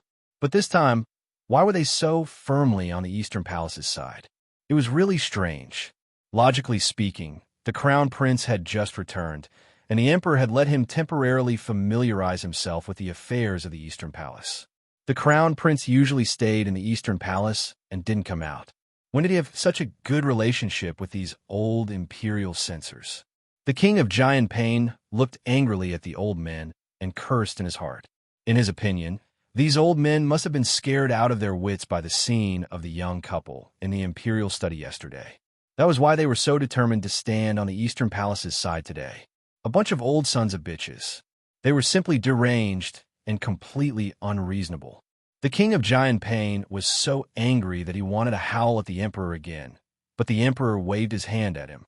All right, go back early today and prepare the compensation.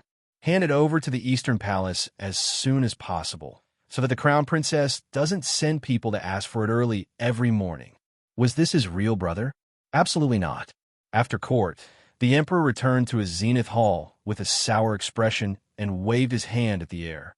A man in black appeared beside him like a ghost and bowed respectfully. Your Majesty, what are your orders? Go and find out what that little bastard did last night.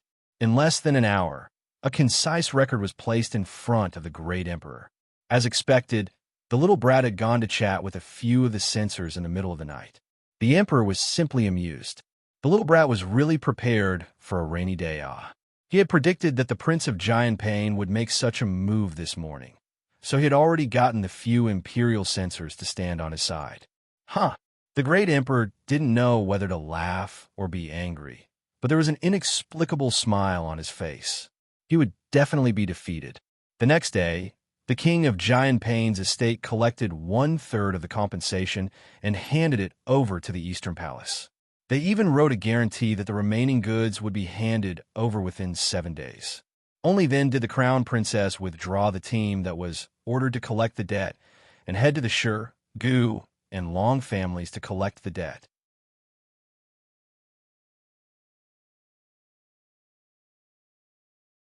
Chapter 2598.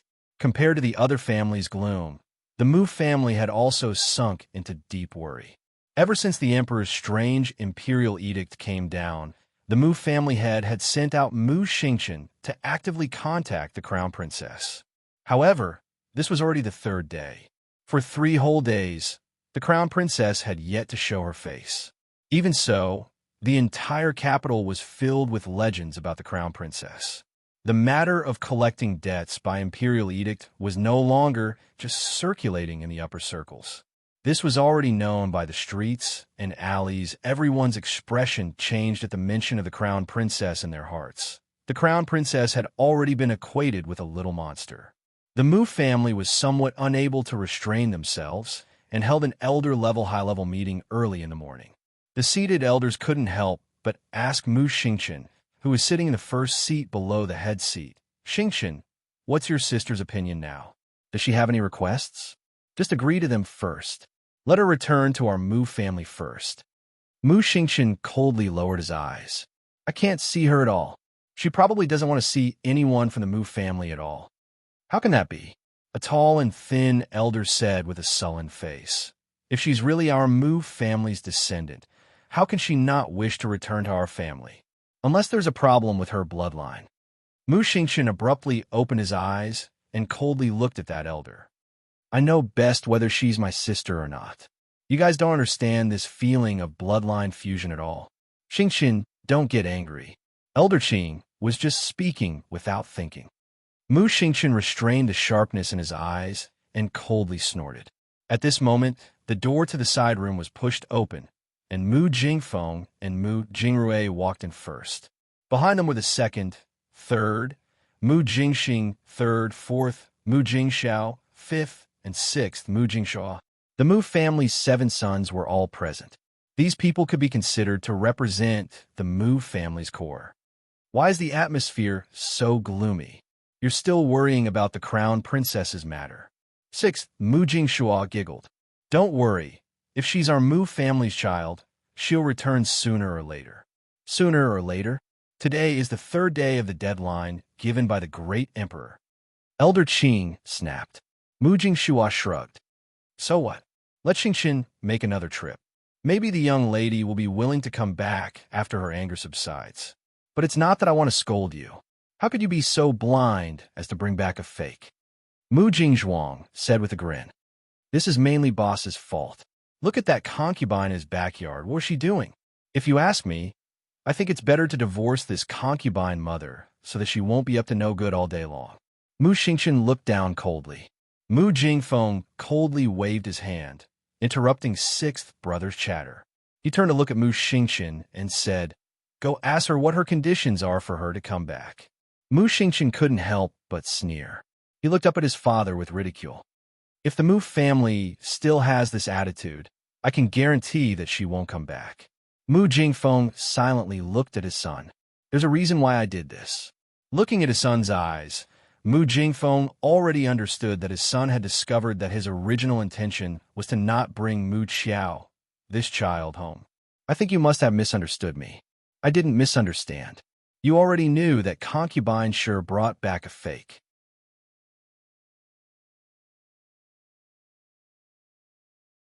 Chapter 2599. You'd rather raise a fake than bring my biological sister home. Mu Xingqian clenched his fists tightly.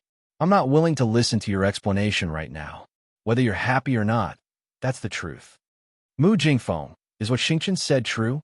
A handsome man in his 30s, dressed in white, coldly asked. "Jingyuan, don't be agitated. Listen to what eldest has to say." The 2nd brother, Mu Jingxing, hurriedly pulled his 3rd brother back. "Mu Jingfeng, you're truly heartless. But since you didn't want to bring the child back then, don't bring her back now. Mu Jingyuan sneered. A third, what are you saying? If we don't bring her back, are we waiting for the emperor to execute our entire family? While everyone was discussing animatedly, Mu Jingfeng coldly shouted, all of you, shut up. Xingqian, go to the Eastern Palace and request to see the Crown Princess again until she sees you. It's fine even if you want me to sleep at the palace's entrance, Mu Xingqian coldly said.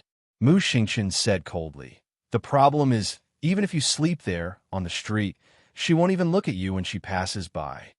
Everyone's lips twitched as they turned to Mu Jingfeng in confusion.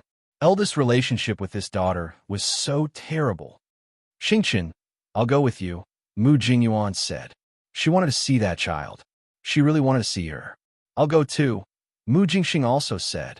It's always good to have more people to persuade her. If she's really our Mu family's child, she must have suffered a lot after wandering outside for so many years.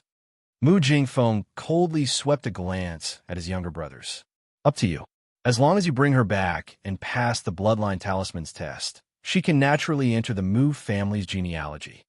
The cup in Mu Jingyuan's hand shattered with a bang. He coldly looked at his eldest brother, Mu Jingfeng, and said, don't worry. Even if you don't want this daughter, I, as her third uncle, will take care of her. Third uncle. Mu Xingqian stood up as well, too lazy to say another word to Mu Jingfeng. Let's go. The little crown princess listened to Eunuch Shun report how many things were brought back and how much was left. He flipped through the medical book page by page. At this time, Kaixio hurriedly came in and reported, Crown Princess, the young master of the Mu family has come to see you again.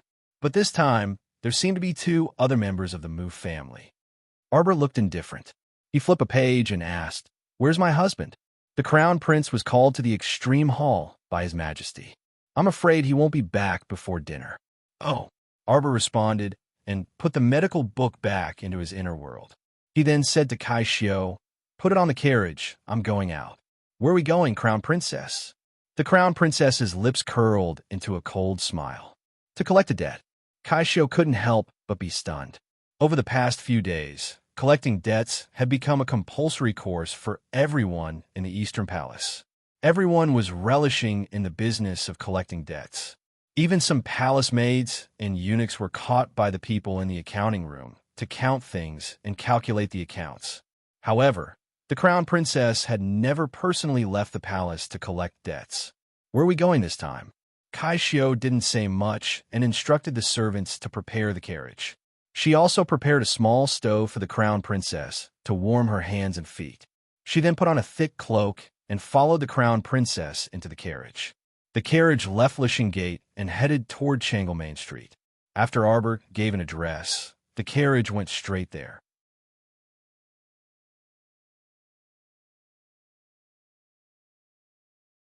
Chapter 2600. The horse carriage stopped at the entrance of Despondent Pavilion. Arbor walked down from the horse carriage and said to the heir behind him, send someone to guard the entrance and exit of this place. Yes. After Tong's figure flashed, he immediately led his men to do as the crown princess instructed. Bang! Manager Chun looked at a certain little crown princess who kicked the door open with a stupefied expression, and his entire face was slightly distorted.